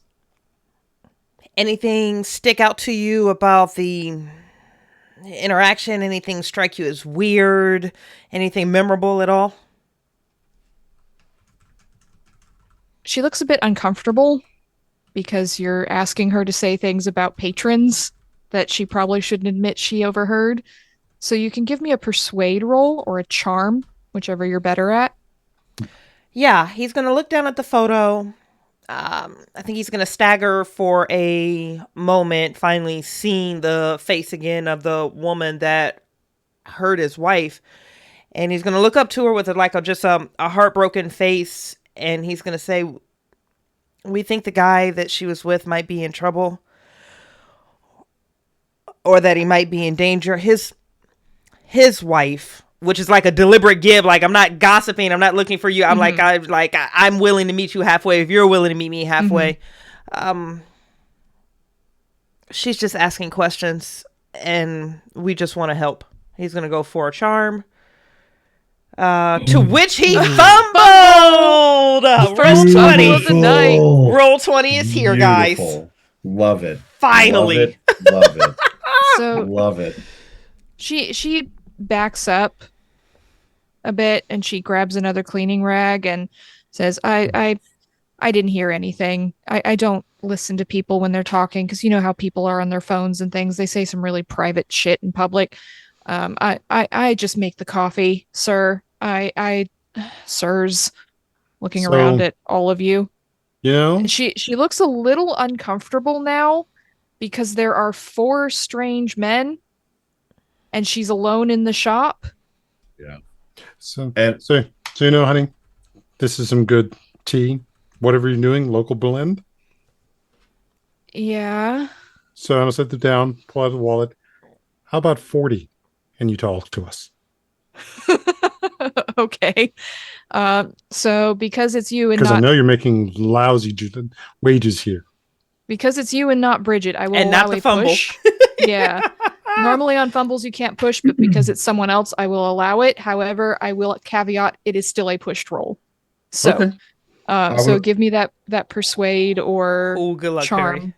I would Okay. also like to say while this is happening, she can notice that Dr. Ricardo is back at that table and he's going from one side of the table to the other side of the table to the other side of the table to the other side of the table, trying to catch the vibe, like if there's anything there.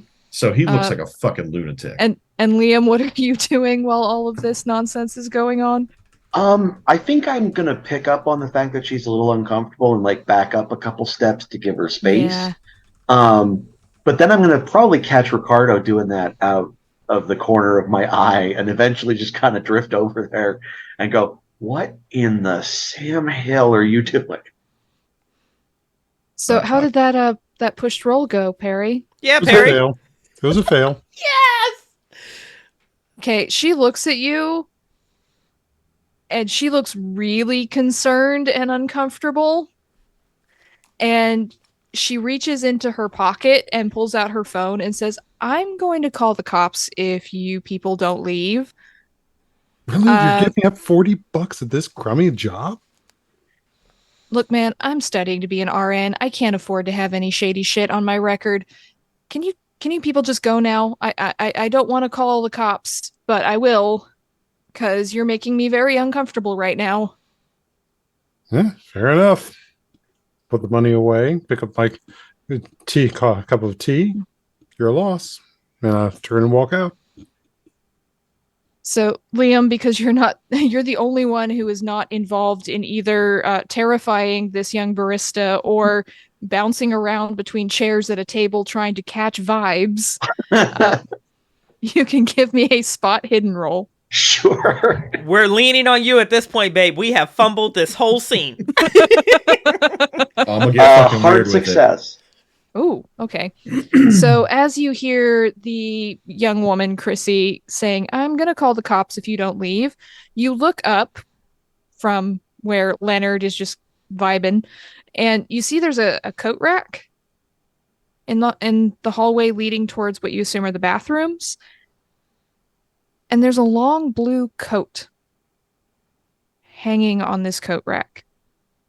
Okay. Well, I'm assuming she's kind of distracted talking to Ori. Mm-hmm.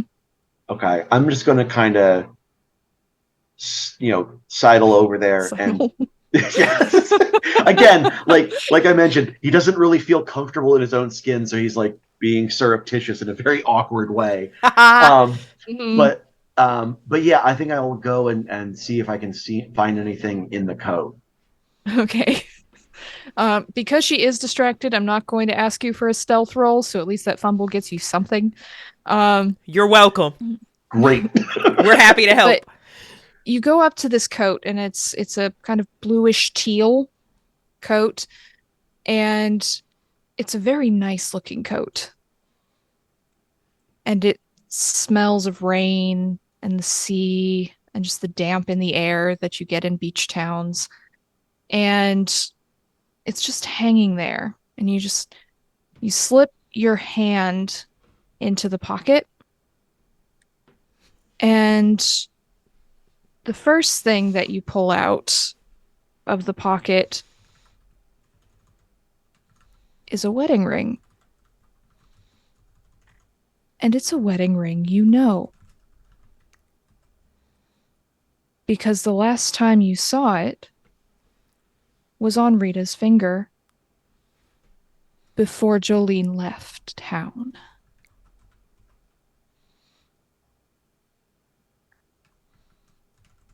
It's even got her name inscribed inside. Son of a bitch. I think that'll actually kind of stun him for a couple of seconds. But then his fist will kind of close over the ring, and he'll slip it into his pocket as with one hand holding onto it, almost as if he expects it to like jump out of his pocket. And then he'll rifle through with the other hand to see if there's anything else in the coat. Okay, give me a luck roll. Ooh. Nope. Nope. Okay. Nope. So you don't feel anything else in the pockets, mostly because you managed to check one other pocket, and then you hear Chrissy saying, "I'm going to count to 3, and if the 4 of you aren't out of here, I am calling the cops." And she holds up her phone. You can see she's got 911 already dialed up. 1. All right, everybody out. We're making the young woman uncomfortable. Dr. Ricardo raises a hand and then just like sniffs the entire table. What in the? Not helping. Like this is the first real big clue we've gotten where Jolene is legit here. So he is trying to soak up everything that he possibly can, like rubbing his hands across the surface. Like he is a Wes Anderson character at this moment. Like he is like, yeah. He'll do that in the hopes that he'll get something, and then he will leave. Okay, first you're going to give me a luck roll. Okay. For the spoken record, Eli walks out the moment the sniffing happens. It's like, yep, I'm out. Give me that luck roll, you intentional creep. Yeah, that's not a thing. No. Okay. So, Eli walks out. Ori, I assume, walks out. Liam, you're closer behind them as Leonard leans over to sniff the table. And Leonard, a coffee cup crashes into your skull as you're leaning over sniffing the table, as Chrissy is standing there holding the phone in one hand, and she looks like she's just thrown something, and you're going to take 1 point of damage as this coffee cup crashes into your face. It says, "I don't know who the fuck you are, but you are really fucking creeping me out." And you hear just a whimper and you see her click the phone button as she calls 911 on your table sniffing ass. Very, very sorry. We are leaving now. Sorry. Yeah. And out you go Yeah. into the rain. That went so well. Yeah. It Oh, went we super crushed well. that scene, guys. Super well. And Team us. you also know that the cops are probably en route now because Leonard saw her hit the button. So you might want to get out and get out fast. Where are you going? But at the we're getting in the Head car for the we're getting fuck university. out. What Yeah. in the fuck are you a doctor of? Let me start the car and we can get on the road and I will explain myself. I am a doctor of the occult. Oh, Basically, I am I was able to feel a few things at the campsite, and so I'm trying to feel things here in the coffee shop. Like hopefully I can latch onto for lack of a better word, a scent to latch onto for Jolene to figure out like if we can find her or follow her. It's weird. I know. My processes are a little strange. Also, I know. A little? You know, if you're not used to them, they're a little weird. Okay. She gave us a 3 count and sped it up as a result of your process. Yeah. So as this is happening, Eli, you get a phone call. Your phone starts ringing. It's from a number you don't recognize, but it's an 831 area code, which is Santa Cruz. yeah. I mean, he's listening to this conversation. He'll look down to his phone, and just before he does the green swipe, he's just gonna have to ask Ricardo, "Do you have an actual doctorate, or is the doctor just a self-prescribed name?"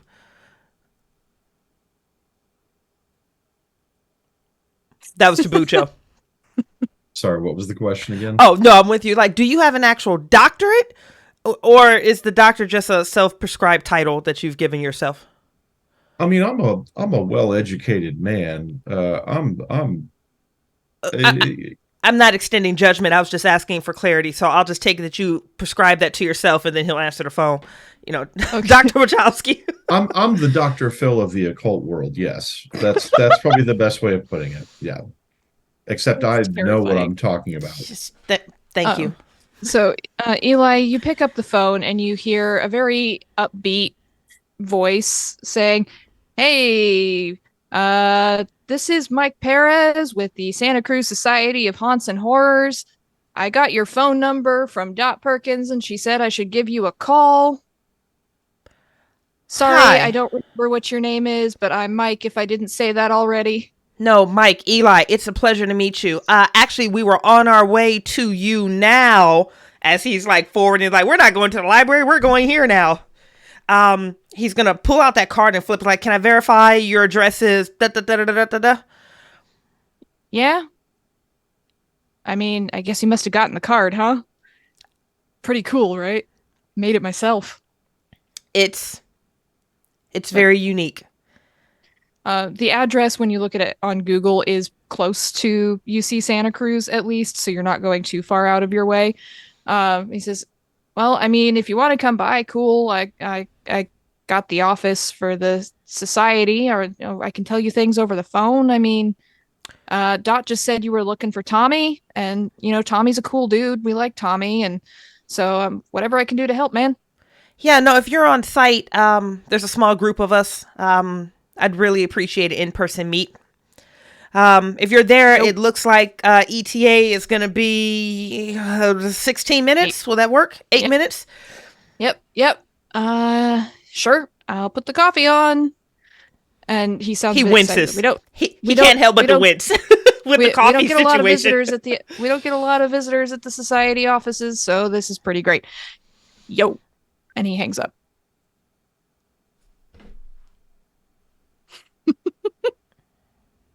He yo'd me as a form of farewell. Okay. It's Dr. Hopefully it'll be better than this damn tea. God, this hippie shit. Yeah, Dr. Ricardo has no idea. As I open the window and throw it out. Bucho's very excited about this interaction. Okay. Well, for what it's worth, if you want to sniff chairs or tables or wall, that I imagine this particular society is more accustomed to that type of behavior than that poor girl that we just terrified at Venice. They more can't all amazing. be they can't all be winners. I mean, it happens. And the thing, she turned down $40. I mean, with what she's probably making there. We scared her. It's understandable. Yeah, I've worked Yeah. in the food industry. Like that's yeah, we weirded her out for sure. For sure. So you drive down this road, again, more potholes, and you drive over a bit of a bridge. You can see the bay through the rain, and you see the famous Santa Cruz boardwalk. All the rides are shut down at the moment, but the massive roller coaster casts a bit of an ominous shadow over you as you drive through. And Ori, I would like a power roll from you. Good luck, babe.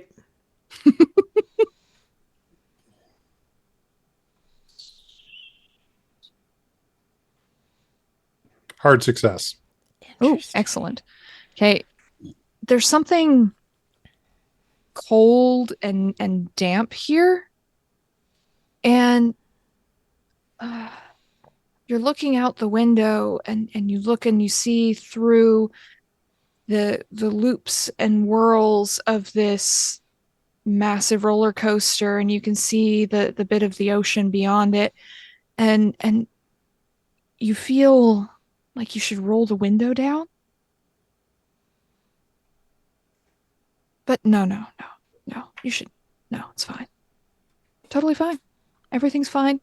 This is all fine. It's fine, guys. It's totally fine.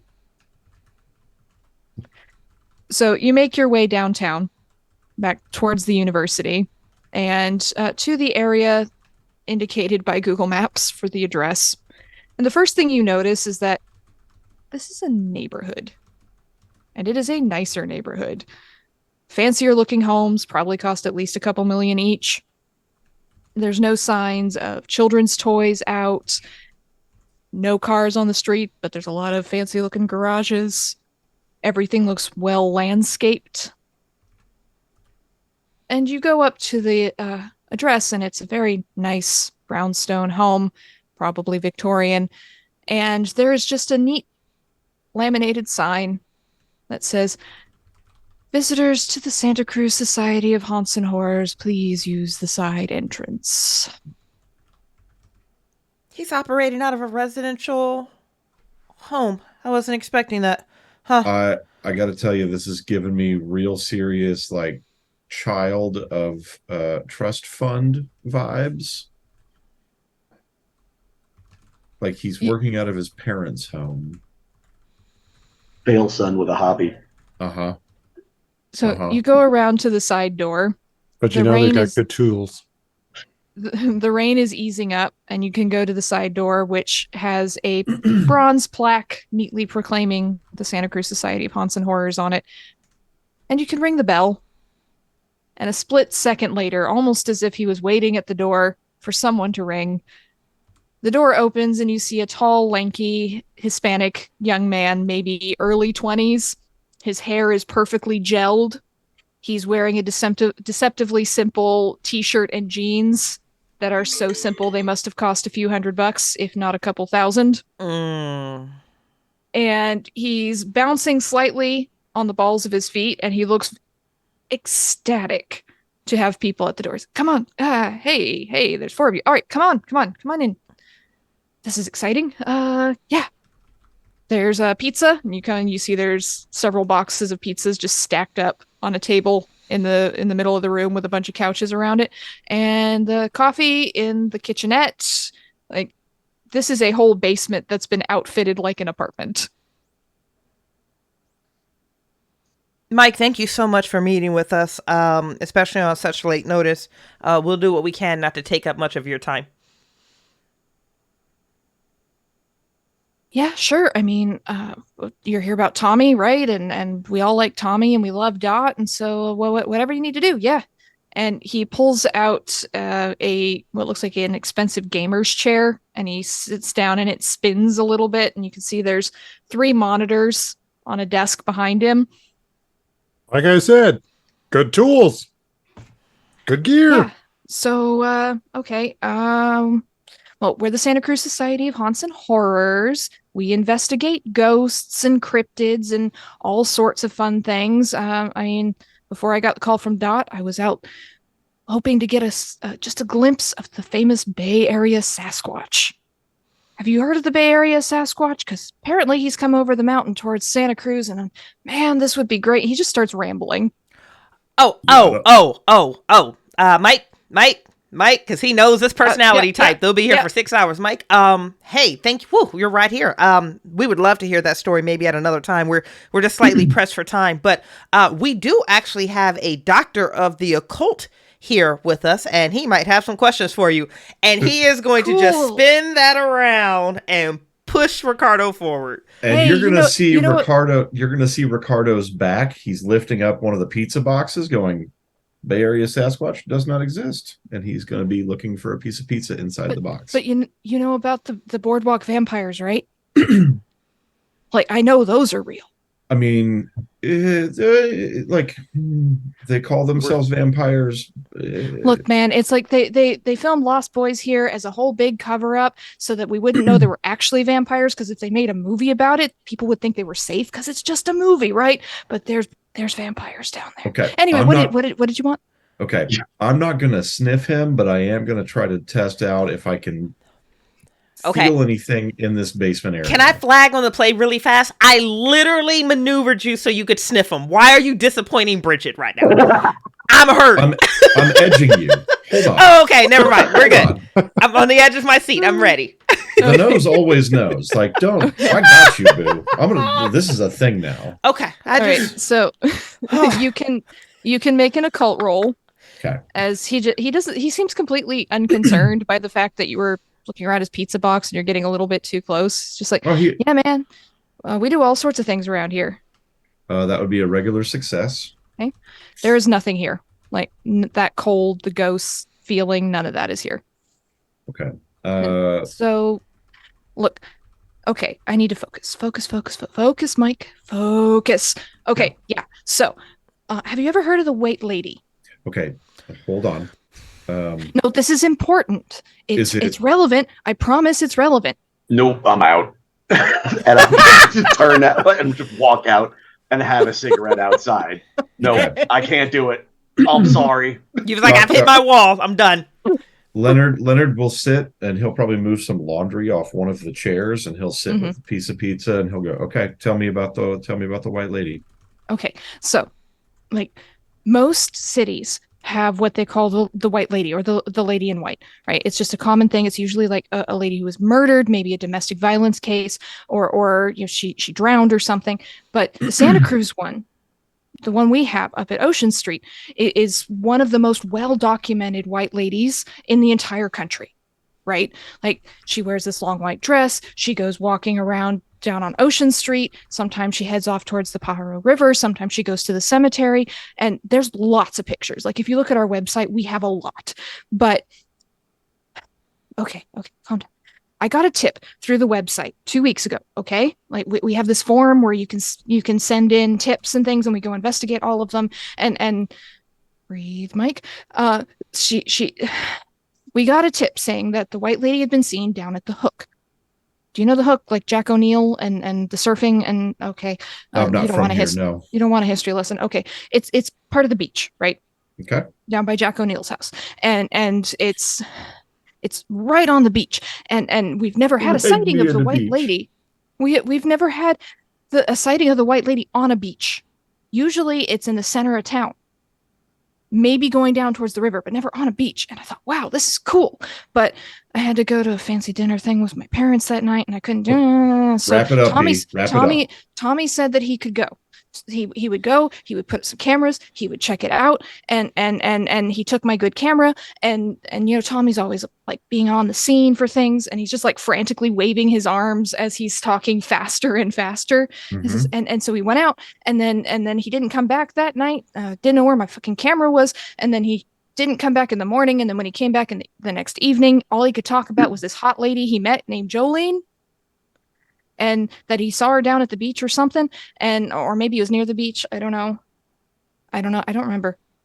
But her name was Jolene, yeah, and that she was really hot, and and he was like obsessed with her or something. And like I tried to talk him out of it because we all love Dot. Dot's a really great lady and we don't want anything bad to happen to Dot, right? But Tommy would just not shut up.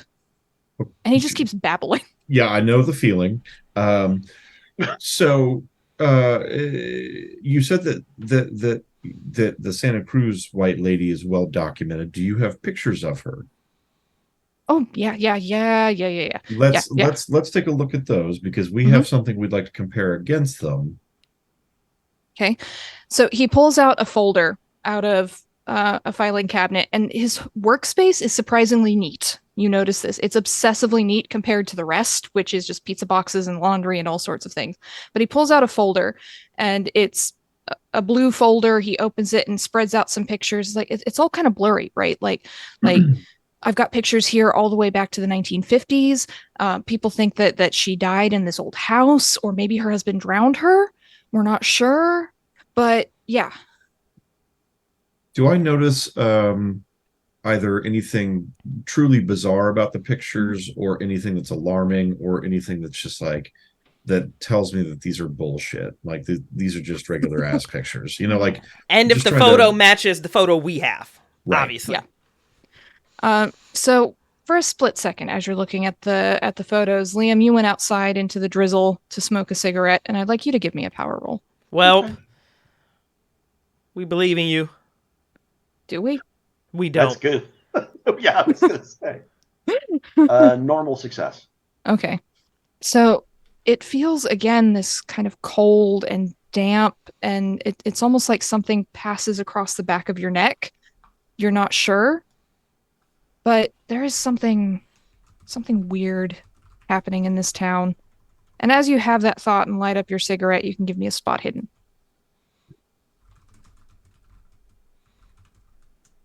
Ooh, excellent. Hard success. Okay. So you notice something tacked up to a lamppost, which is interesting because in this kind of neighborhood, you don't normally get, lost cat or we'll mow your lawn for cheap kind of things. But there is something tacked up to a light post just down the street. That's definitely an HOA violation. Absolutely is. I will go and check it out. Okay. So you go over to this lamppost, and the wind is getting a little bit colder. It's getting darker. And you see a missing poster. It says missing. And that picture, you only caught, Dot's picture in profile, but it looks a lot like her. The long auburn hair, the ivory skin. It says missing Lorena McKinnett,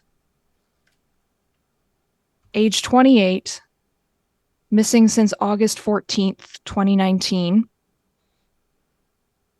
Last seen by the Pajaro River wearing a UC Santa Cruz t-shirt and jeans.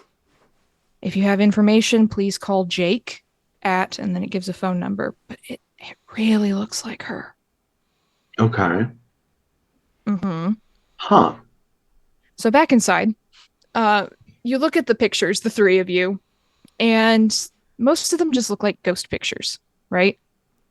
Just your normal kind of, there's a white blob in the dark, some night camera photos. Some of them are so old that you can barely make out in the black and white what is supposed to be this ghost figure. Yeah, it's the standard bullshit you find in the books. It's like, it's not really a thing. Now, some pretty much. Tips here. If you increase your frame rate and dial back the saturation, you get much better night pictures. I know usually that's because when I'm catching the cheating couples doing that. You think you think they think they're safe in those hidden shadows, but no. You do that, you get better pictures. Got it. Okay. This is what I got. I don't know. He actually slows down a little bit. He's like, look, I like Tommy a lot, okay? And he looks like he wants to say something, and he's not sure if he should or not. Mike, I really got to tell you that it feels like you're holding something back, and that's okay. Uh, but we really need answers. We like anything that you can give us is going to be helpful.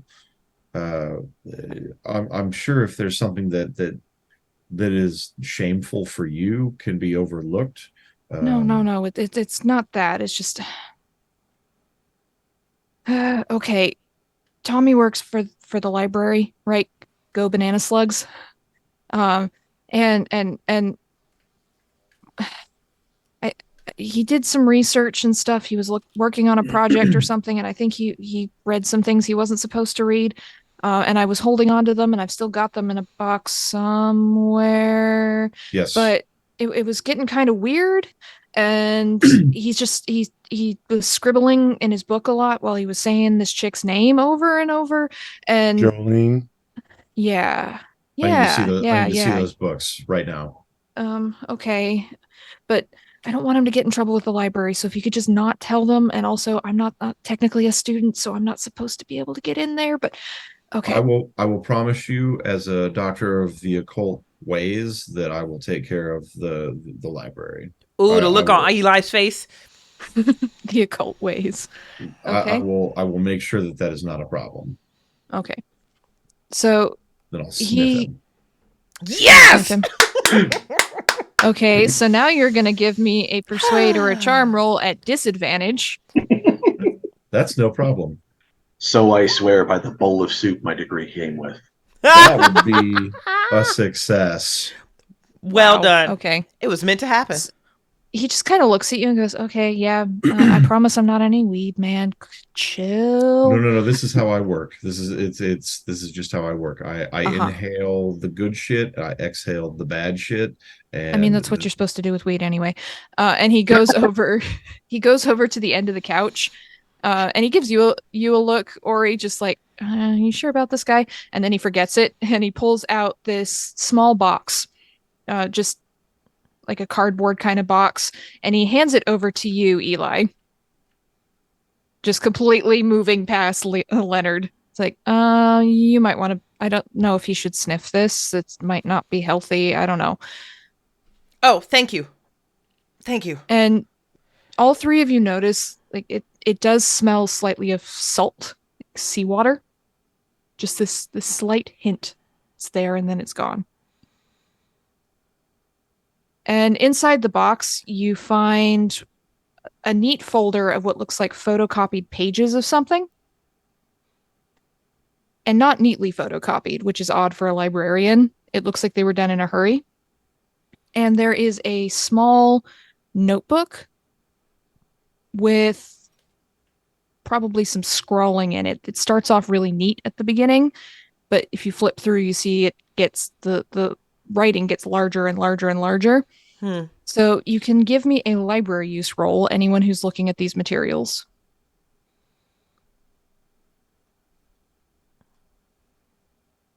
I got a regular success.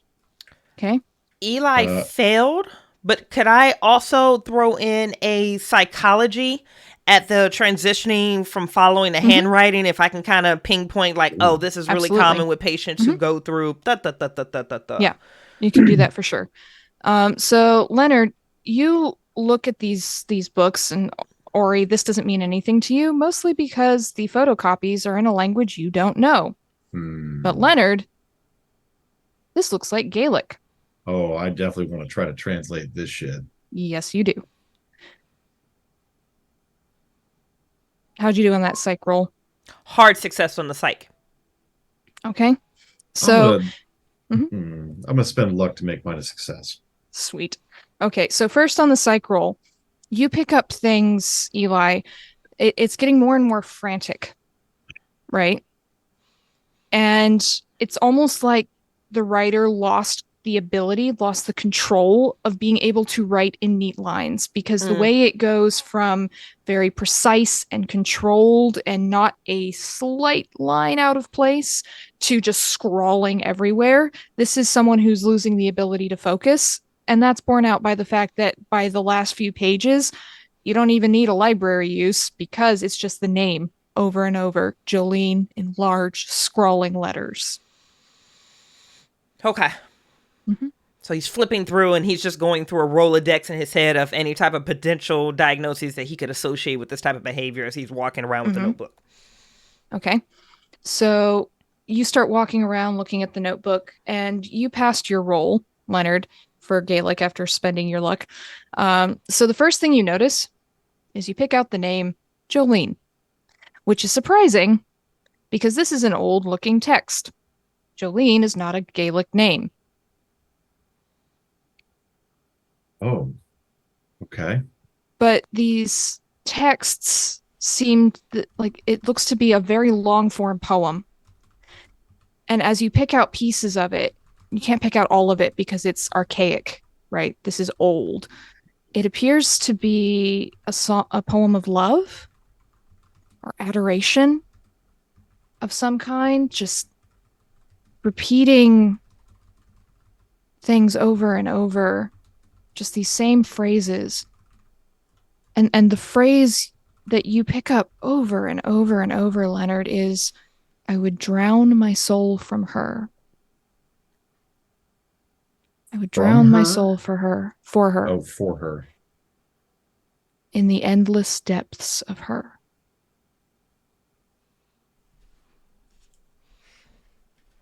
And Ori, you pick up some of the scrawled papers with these hasty notes and things. And what you find, without needing to search for them because they're just written right there, it's in very neat handwriting. And it just says, drowning imagery, ? Selkie? ? Siren?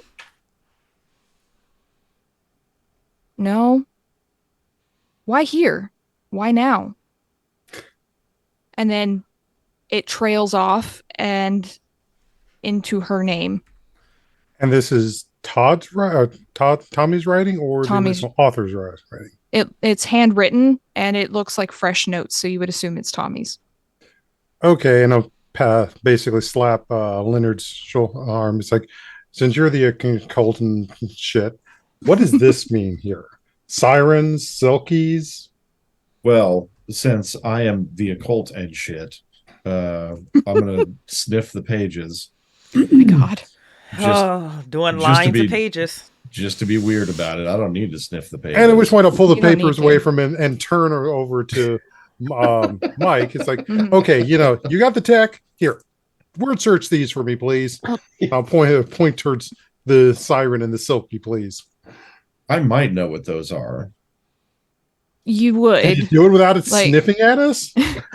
you know them without needing a roll, but you still sniff them anyway because Okay, who can do it faster? I'm betting the tech guy. What are you thinking that you like? Mike spins around and starts typing, and Liam, if you want to come back in with the poster, this is when you can come back in.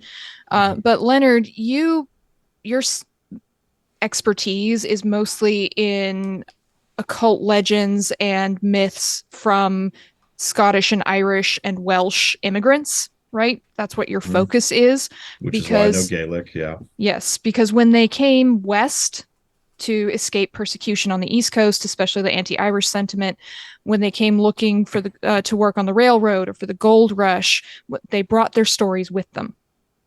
And some of the stories that they brought were on things like the Selkie, which is a creature, a water creature who can take off their skin, usually like a seal skin, and walk on land as a human. And in order to return to the water, they put their skin back on and disappear. But men in particular were said to be seduced by them. They found them alluring and would try to capture them. That's the main Selkie legend that you know of. There's also sirens, which you know from classical legends, right? These women, these beautiful creatures who would sing sailors to their deaths, drown them deep in the ocean. Yeah, there's so many.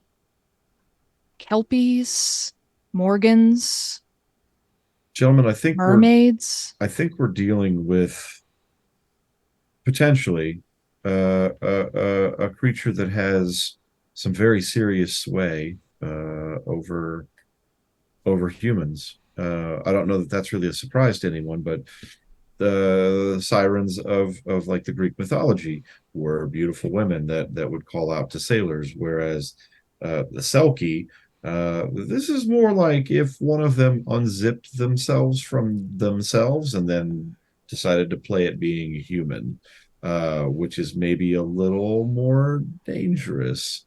Um, You mean like Kanye West's Gold Digger song? Eli wants to go back to bed Mike's so like, fast yeah, right now. Yeah, dude, I'm with you. I am tracking with you, dude. Okay, Gold so diggers? Dr. Yeah. So Dr. Ricardo, assuming that the woman that we're dealing with has some form of psychosis where she is identifying as a siren or a Selkie, he's immediately trying to just overlap some type of, you're trying to rationalize that shit. dissociation. He'll do that. He's like assuming that she's currently identifying or she's dealing with some type of anamorpholism. Da da da da da da da. What would be her motivation? What does she want? Is this just wanton lust and recklessness? Is she attempting to achieve a goal? What do these creatures? What is their motive? What is it that she is looking to achieve? Keeper, what is this creature? What is its So- motivations? What is it trying to achieve? So, there's various things based on legends, right? So, with the Selkies, usually they just wanted to go back to the water, right? Okay. They were usually trapped by humans in their form, if their skins were taken away, and usually they just want to go back. But they will eat the person who trapped them if they possibly can. There's the mermaids, traditional mermaids, which just want to eat the people who they lure into the ocean, like devour them. Mm-hmm. Some legends say that sirens and mermaids could actually eat the soul of the person they devoured. There's also stories from what you remember as the Morgans or Morgans, depending on which Gaelic translation you read, which is that they are in love with humans. They fall in love, like Ariel the Little Mermaid almost, except instead of going on land, they sing them into their underwater caves or palaces and drown them so that their souls are trapped there romantically on their end romantically with them forever. This, I mean, based on these, and this is Bucho talking, this feels more like mermaids or the sirens, based on how they interact with humans. So I think Dr. Ricardo would say, I think we're dealing with some version of a siren or a mermaid, because we have people who are in comas. They're not in the water, they're in comas. But then I think I'm going to wonder, well, like maybe the people who are in comas weren't near water, and maybe that's the difference. Whereas people who might be near water would be just off the face of the earth and never be found again. But I don't know that we have enough data to confirm that is a plausible hypothesis. There's multiple lakes and reservoirs in San Antonio. There's a river too. From being there when Rita passed and from seeing it happen just now, is the way that they fall into a coma consistent with what happens when you start to drown? Ooh. Oh, Carl. God, Carl. So there are some similarities, like the seizing up of the muscles, the inability to breathe properly, and then passing out. Mm-hmm. And if you pass out underwater, you don't wake up unless someone pulls you out. So there's definitely that. You can also give me a medicine roll as you're making these connections. Sure. It's a good fucking question. Oh, Carl, that was Very a question good. of the game, honey. Very good. Hard success. Literally the question of the Okay. game. You make that connection. You're thinking about how the human body reacts when it's drowning, because you've rescued kids who've been brought in falling into a swimming pool. You've saved them. You've probably had to jump in and drag someone out yourself before, based on where you live. And there's that. And then you're thinking about that, and you're thinking about Sarah and Rita and everything. And it's drowning, and it's almost like withdrawal at the same time. Like going into a withdrawal from someone or something. Like you're remembering patients you had who were brought in from an overdose, a heroin overdose on your ward. And you had to keep them restrained, right, as they went through the withdrawal process. You've had teenagers brought in who were already in withdrawal, and just that frantic, manic kind of pulling at things. Both of those things are very similar. The way people react. And you're just kind of like, how did I not notice that before? They drowned on dry land. Jesus.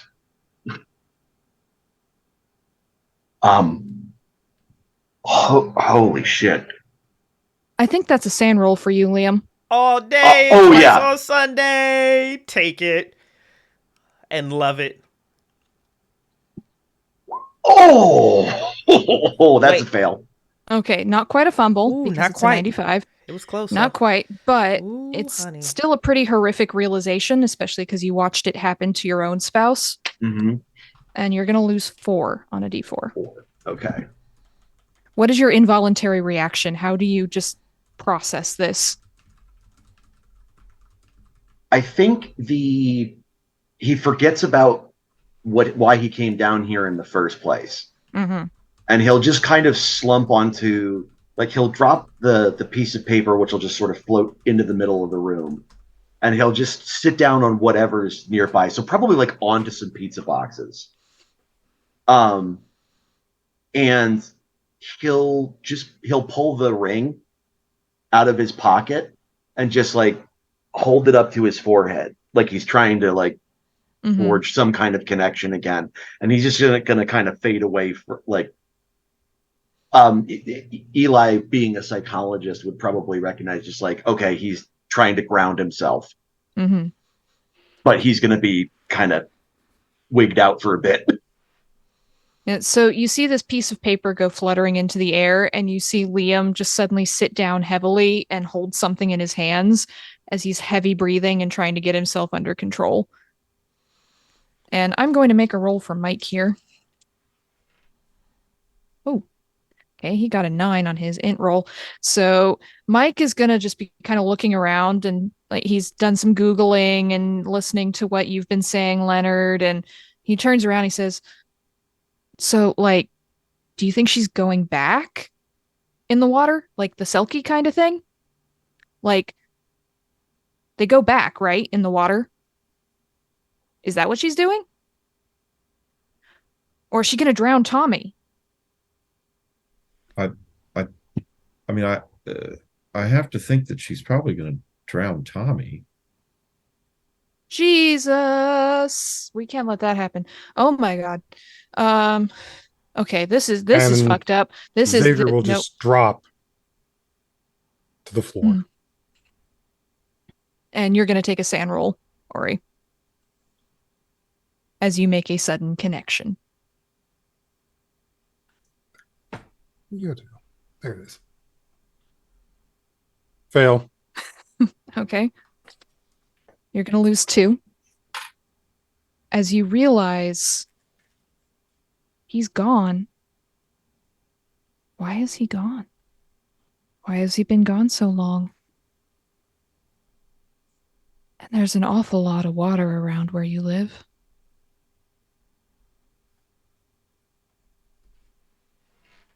And Mike is just pulling at his hair. Like, oh, man. Oh, I sent him out there dude, I told him to go there. He went to the hook all by himself. I should have gone with him, or I should have not sent him there. I should have gone the next day. Like, oh my God, what am I going to tell Dot?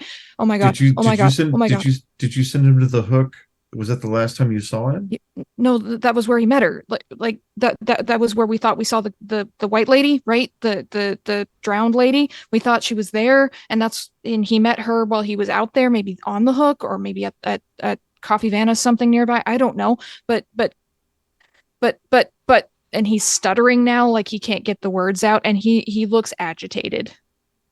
I think Eli is going to jump in at this point, and then Keeper, if I can do a psychoanalysis for this, he has 3 people spinning out on him simultaneously right now. We've got Xavier just hit the floor. Mike is pulling his own hair out and having a panic attack, and whatever happened to Nurse Jacobs. So I would love to do a roll to get everyone grounded at the same time. Okay. Whatever that looks like from his professional background. Give me a psychoanalysis roll. Because everyone can't spin out at the same time. Just give me something y'all need to take turns. Or 1 to 2 at a time, please. Nice. That is going to be a regular success. Whatever it is he needs to do, I can't have 3 people wigging out simultaneously. You recognize the panic and the anxiety coming from all 3 of them. You also recognize the kind of anxiety in both Liam and Ori that comes from grief, like the grief cycle, right? And so you're able, with that understanding, to say something to get them all back into this present space. What do you say? So I hate to do this, and Perry, please feel free to correct me off screen or right there in the moment. What would be something, because you have a mental health background, in a fantasy sense, at least here in the gameplay, that would streamline what he's trying to do? So the most useful thing is bringing them into the moment. So getting them present. So one of the classic ones is the sensory funnel. Okay. Or getting them to focus on the sound of your voice, just focus on getting the eye contact, bring them back into the present moment as much as possible. So that's pulling somebody out of their own head into like the immediate.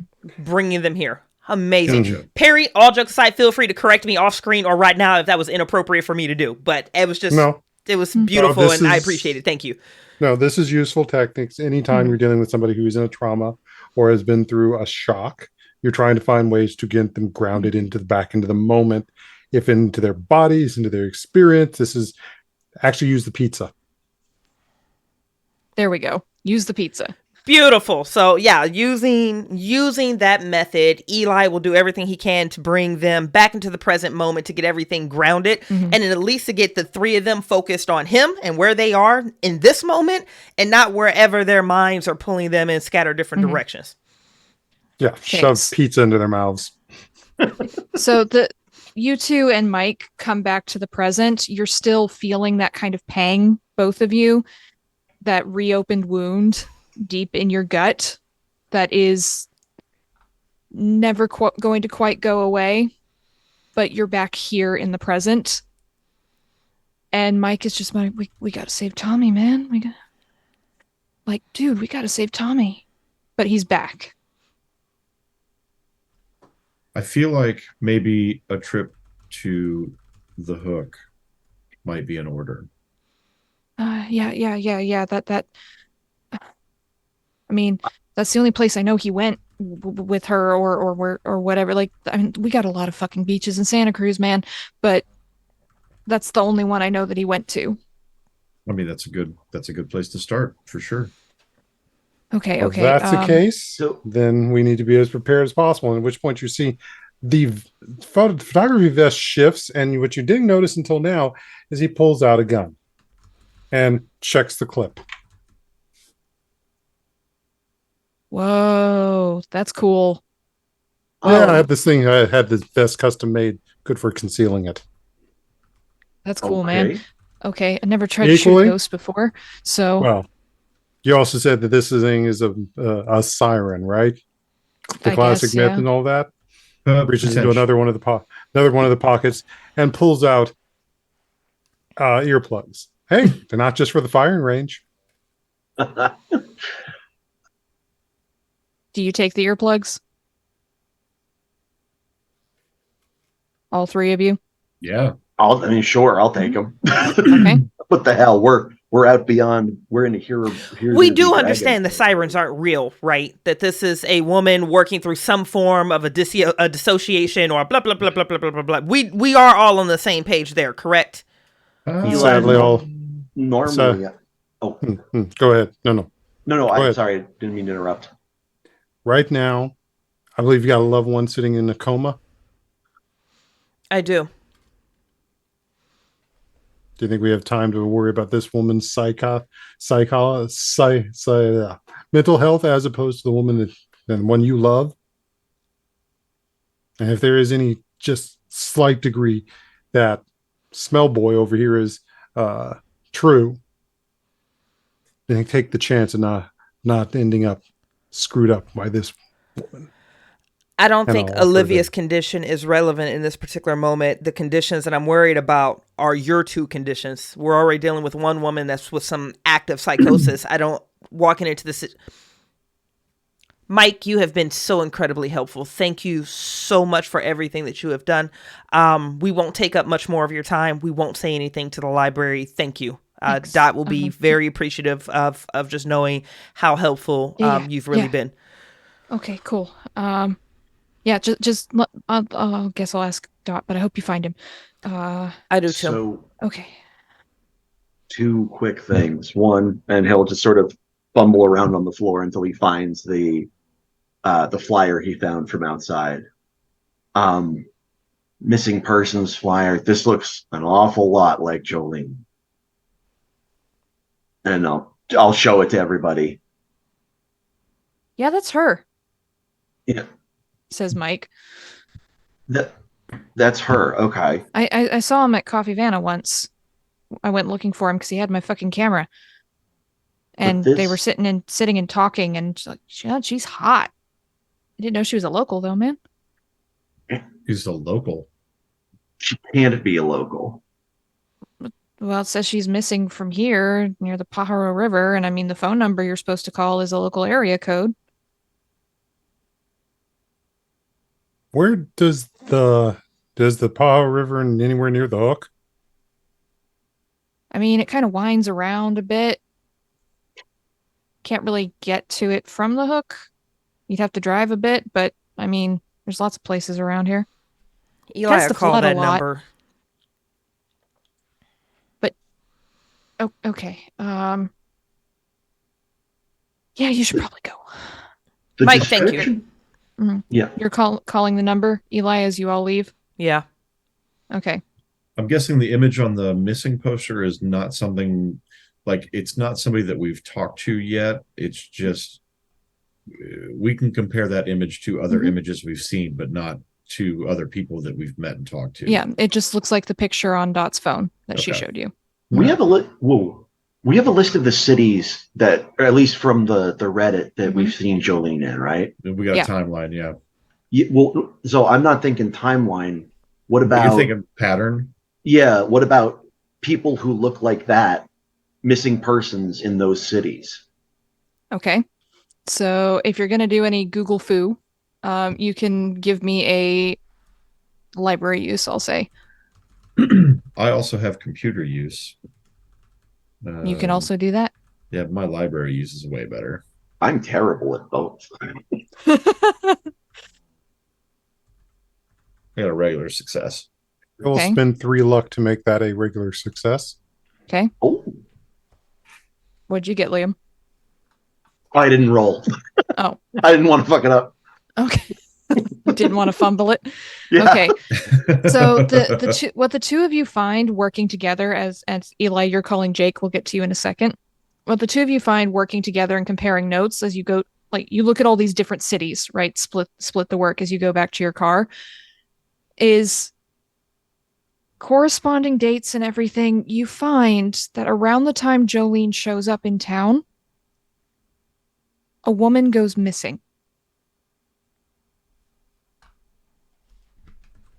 Sometimes an older teenager, sometimes a woman in her 50s, sometimes a woman in her 20s. All these descriptions are different.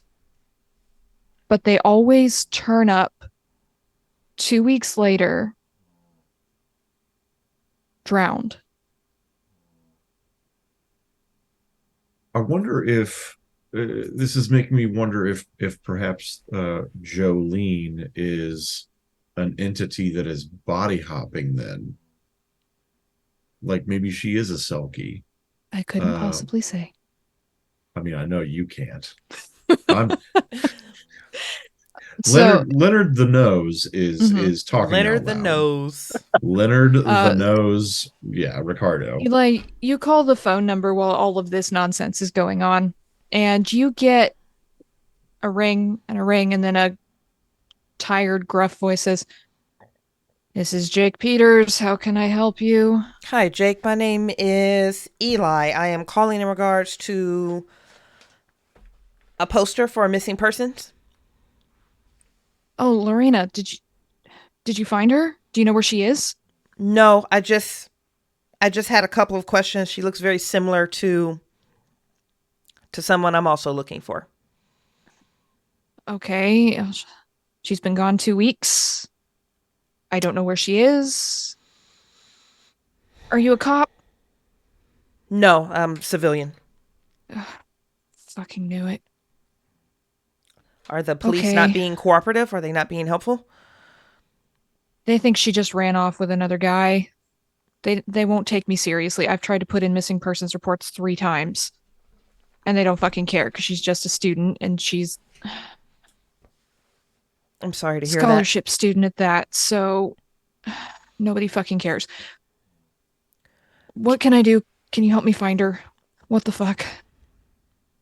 Yeah, we're working on that too. Can you tell us what she was doing prior to the point that she went missing? Anything that you remember flags you as odd? Anywhere that she was hanging out?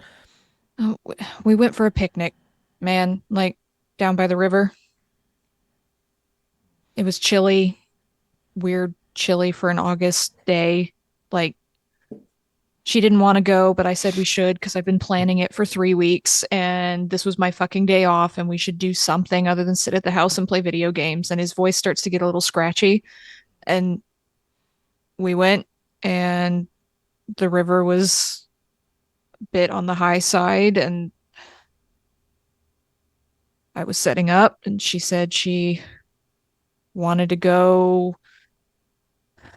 I don't know, look for shiny rocks or something. She was always picking up things when we went to the river or the beach. She liked shells and rocks, and she'd do all this artwork at home, like make photo frames and things. And the last thing I saw of her was that coat of hers, that flash of blue as she disappeared into the trees down by the river, and I never saw her again. I'm sorry that you're going through this. Fucking hell. He's just gonna put him on mute really fast and just like interrupt this conversation. Is there anything else you all want me to ask this gentleman? This person has a name. They went to a picnic by the river. The last thing he remembers is a blue coat and her disappearing into the woods. I mean, there was a blue coat hanging up in the coffee house. The blue coat is what she supposedly wears every time. Like, Oh, I'd be curious why my wife's wedding ring was in that coat. What? He'll open his hand probably for the first time since he picked up the ring.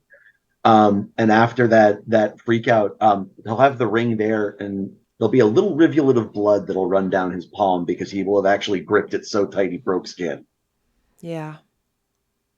This was Rita's. I found it in the coffee shop, or I mean, it can't be Rita's, right?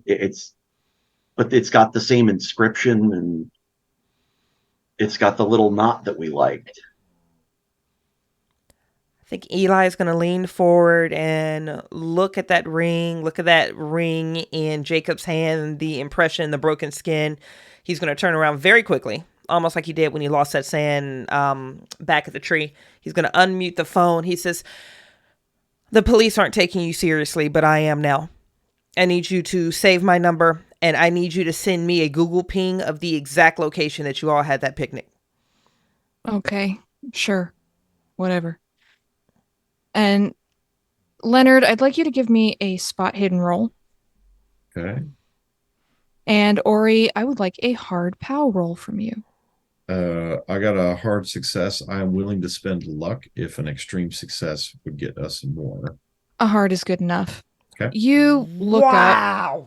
and you hear Eli having this conversation, and you catch a glimpse of movement from the street just outside this neighborhood, the street you drove up through to get to the neighborhood. And you see someone's walking down the sidewalk. And you know who that is. That's Cam. Cam is walking down that sidewalk right now. If we're driving, I fucking pull the car over into the curb. Okay. And I get out. You slam the car over and get out. Ori, as the door opens, how did you do on that power I got roll? a 21. I will spend the 1 to make it a hard success. Okay. You hear in the rain outside, just, Ori, come on. Come on, Ori, we can be together forever. With her. What did she do to you? I drowned my soul for her. You're with her, aren't you? You can be with her too, Ori. We can be together forever. All of us. Come on. I Where? miss you, baby. Come to the water. We're waiting for you. Come on, baby.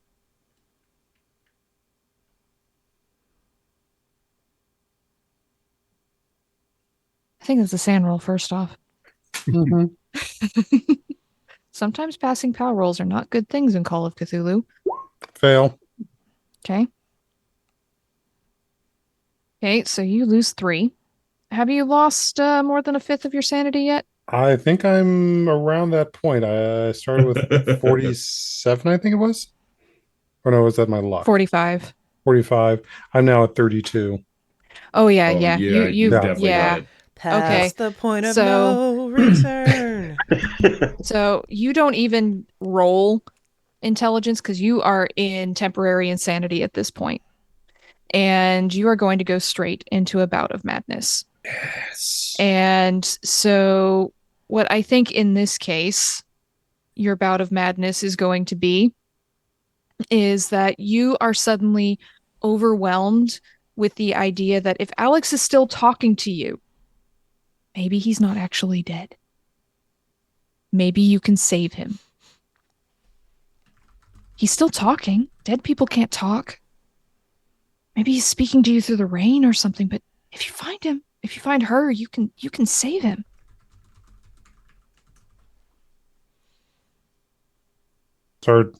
I'll start babbling. It's like, okay, I gotta find where this water is. We gotta find them. I can get them, pull them out of that. There's gotta be someplace. There's gotta be someplace that they're at. Oh, I gotta find this. Gotta find this. They said they're there by the water, so I gotta move them towards the water. At this point, I'm getting out of the car and I am beginning to just move towards the water.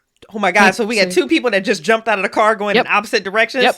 Leonard, And Ori. I was driving that What? shit. Yeah. What? Wait, you were driving and you jumped out of the car? I was He driving and I pulled it into over the to the Oh, curb. you curb pulled and over. braked. Okay. Yeah. Right. Okay. So, Leonard, you jump out of the car and you run up towards Cam, and she is not paying any attention to you. She does not even seem to notice you are there. Cam. She's walking very slowly and just keeps pushing past you. She's wearing the same clothes she was wearing the last time you saw her before she Jesus. disappeared. Her shoes are falling apart. You can see Nope. blood on the concrete from where she has walked her feet into blisters. She's sunburned badly. I still She have. looks- She looks malnourished. Her hair is unwashed and dry and brittle. And she just keeps saying, Jolene, she's here. Found her. Don't leave me again, Jolene. I need you. I love Cam, you. I've got Jolene here. I've got her. Just hold on for a minute, and I break out the lotion and like I want to put it on Mhm. her, and Mhm. like in the hopes of like giving her some kind of respite and getting her to stop. I would drown myself for her. She keeps walking. Cammy, please And don't. Please stop. and as she says that, you see that there's a couple other people on the other sides of the street, all walking in the same direction, with the same kind of gait, the same rhythm to their walking, the same dead stare ahead. There's a young man in a cheap business suit. There is a houseless person carrying what looks like a bag full of bottles, limply in one hand. There's a teenage girl, and they're all moving in the same direction. No. I cannot lose you again. I've just found you after 3 months. You can't. No. I want to look to see if I can tell where they're Jolene. going. They're all heading in the same direction down the street. And you get the idea based on, if you look at your phone, Google Maps, and so on, they're heading down towards the beach. I got to tell you, I've got an old Nokia. I don't have the capabilities that everybody else does. But they're all heading in the same direction. The wind is blowing towards you, and you have that scent of salt air. And they're all just walking. Eli and Liam, what are you doing? I think I'll turn to Eli and go, which one you want to take care of? God, I'll go after Ori. All right, I'll handle Ricardo. Okay. So you split off after these two different people. And Liam, it's easy to keep up with Ricardo because Leonard is walking alongside Cam and trying to stop her and calm her down, but she keeps moving. It's almost like a zombie, right? Just the way these people are moving. But that fixation, Liam, it's a junkie looking for their fix. Okay. They can't think about anything else. She's just thinking about this person. She cannot stop. And with the hard roll from earlier, I will let this ride. You think that maybe if you stop her, she might end up the way Rita did, the way Sarah did, going into this withdrawal. Okay. A sudden stop might be the worst possible thing for her. Then I will, I'll get up towards Ricardo, and I'll actually kind of like loop around in front of him and just sort of put myself between him and this person and say, Doc, you gotta let them go for right now. You have to let them go for right now. I would tell you, I don't think that there's enough room between me and her for you to get in there. Okay. Just because like I haven't seen her in 3 months, like there's no way I'm like, but I would say like I'm hearing you, but I think because of who this is and what she means to me, I'm not even paying attention to you. I am like I'm not a strong man. I'm strongly considering just lifting her up off the ground and fucking running with her. And just like running in the opposite fucking direction. Then I'll probably, so with let me modify that then. So like I would come up behind you and just sort of like try and put a reassuring hand on your shoulder and go, Doc, and like obviously I try and rationalize with you a little bit. Yep. And you don't respond. I will then say, Dr. Ricardo, with actual respect observed for doctors that I usually have as a like head nurse. Real doctors. But yeah. I'm trying to show you real respect right now. No, I'm not. I'm not forcing it though. Like things have changed in my worldview slightly.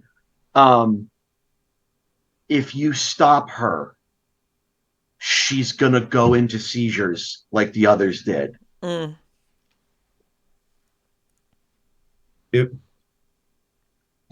if I don't, she's gonna drown herself. Your whole smell-o-vision thing. What does it smell like? Does it smell like rainwater or sea spray?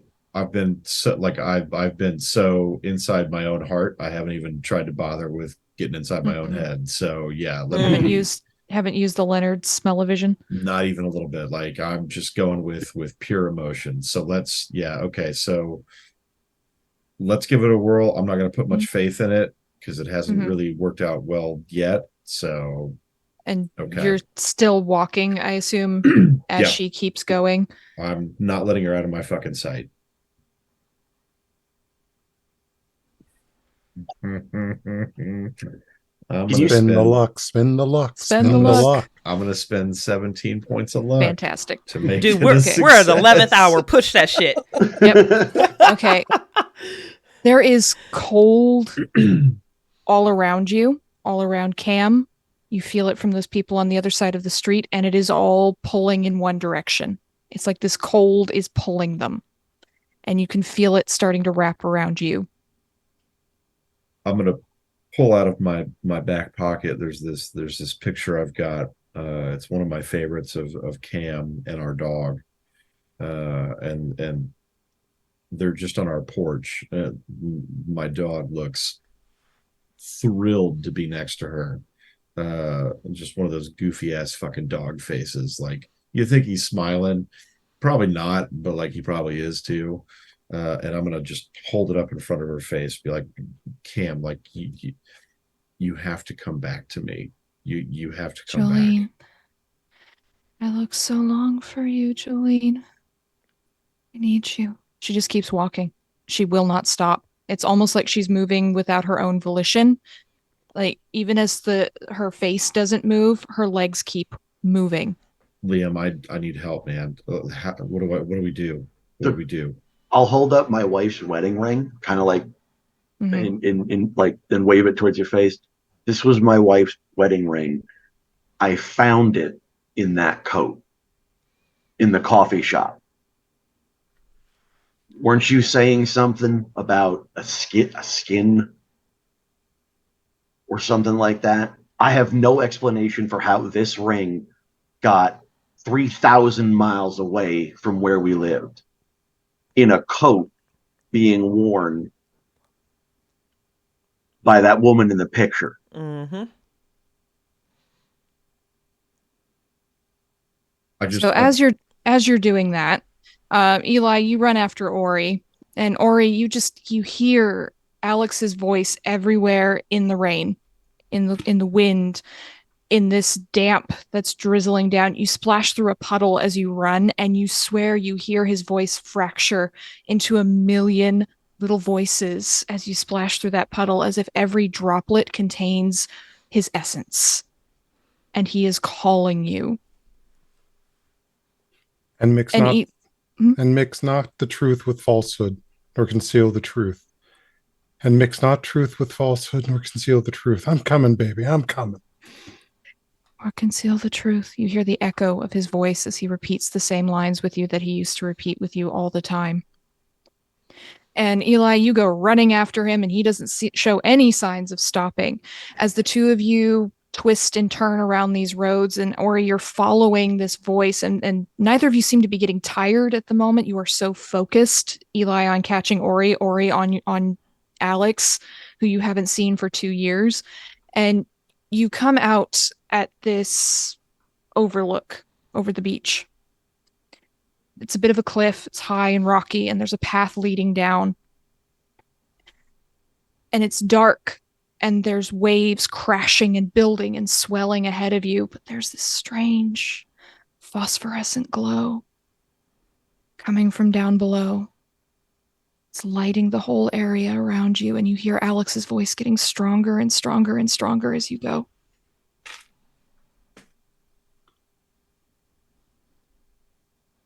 And you hear the waves crashing below you as this phosphorescence envelops both of you. It's so bright.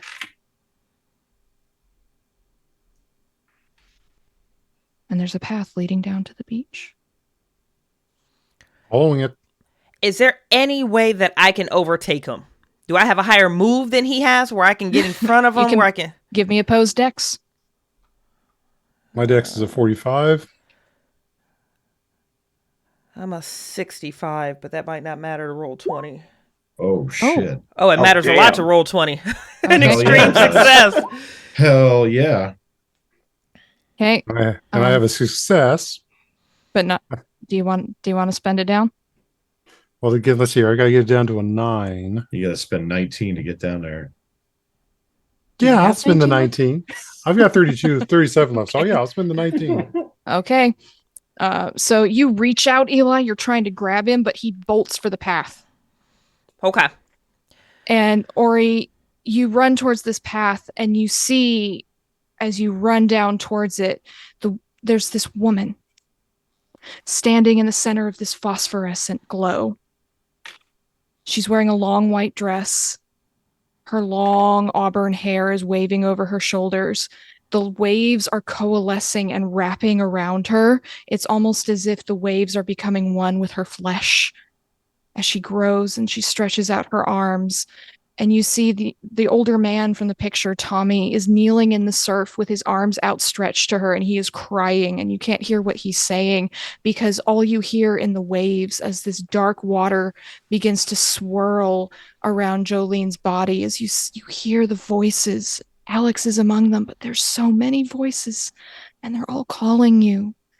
The song of the drowned, singing in your ears as you see Jolene rising, the ocean becoming her, and her becoming the ocean as she turns to look at you.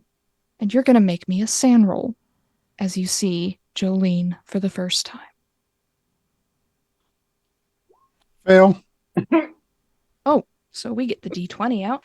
What now? 19. Oh, it was nice knowing you, Perry. Jesus fuck. And Ori, Jolene is the ocean. All who ever drowned in her are alive within her. You can see their faces shifting and drifting through her as her body turns translucent and grows with the strength of every wave. You see Alex calling you. The gun falls from his hand. Shed not the blood of your people, or turn your own people from their dwelling. And is just reaching out both hands towards her, towards Alex. And Jolene looks at you. And Eli, are you looking over down towards this, or did you turn away? You know what? Let's find out. Oh, don't trust roll 20 for that. Oh, we're definitely gonna. That's exactly You gotta trust what we're roll gonna 20. do. He looks directly at it. Okay, you I run went high or towards low. the path. You run towards the path to try and grab Ori, and you see this same sight of this woman becoming the ocean in its dark and glittering waves. These voices, these people, these faces, the dead, all weaving around her. And you see Ori reaching out towards her, and Tommy kneeling in the surf also reaching. And you see Jolene as her face shifts and sways with the water, her face becoming the water, and these eyes all looking out from the depths. And you're going to make that sand roll for me, please. Yep, regular success. Regular success. Okay, so we downgrade that. Still going to lose 8. Oh, Ooh. great. Your int check is on the way. We D8 or understand. D20, so, okay. So, Ori, Jolene looks at you and Tommy, and she says, "Oh, you sweet things. If that's what you really want, join me." And she reaches out her hands in these waves, and she wraps them around both of you and Tommy, drawing you into herself. And you hear Alex speaking into your ears, and Tommy begins to sob in ecstasy as Alex says, It's okay, baby. We are the many in one. The one in the many. Drown with me. As the two of you disappear into the depths of the waves. So, bout of madness, Bridget, as we're getting about to wrapping up, I will leave this up to you. Do you run after it? Do you worship this new god that you've seen? Or do you flee in terror? Let's be true to roll 20. High is worship. 55. Okay. All right. Eli, your mind understands that everything you've believed is a lie. Everything. There is no science. There is no rationality. Gods walk among us. The ocean is a god, and you have seen her, and you must worship her. And you fall to your knees as she dissolves back into the Pacific. You see the shimmer of her as she vanishes, but you hear her voice in your head. This song, this delicious, delicate song. And you know that she is your god now. And so to put a coda on everything, Eli, you don't have the same obsession and love with her that your partner did, that's Rita did, that Cam, all these people did.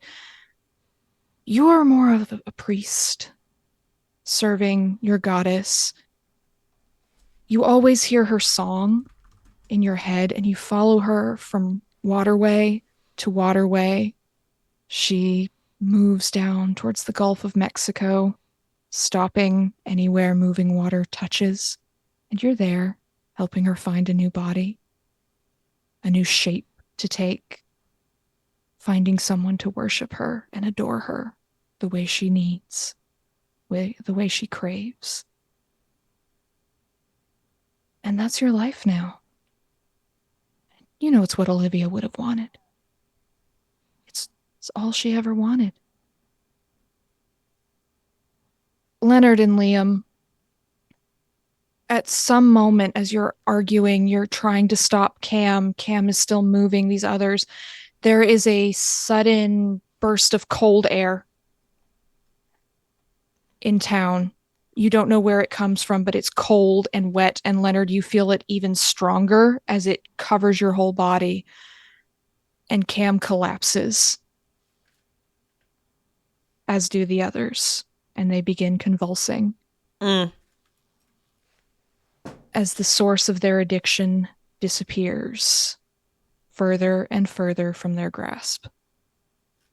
And Leonard, you watch Cam slip into her coma, as the others have discussed before, and you sit with her in her hospital room, and she never speaks again.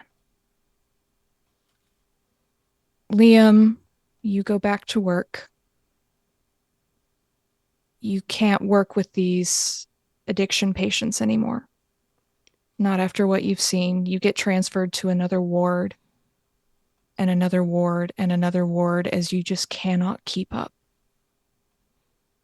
And every time you go past a beach, or you hear the rippling of running water, you feel this terror in your heart, and you can't help but look around for her. As the ring in your pocket grows cold and heavy, and you know you're never going to be rid of her ever again. And that is where we will end this game.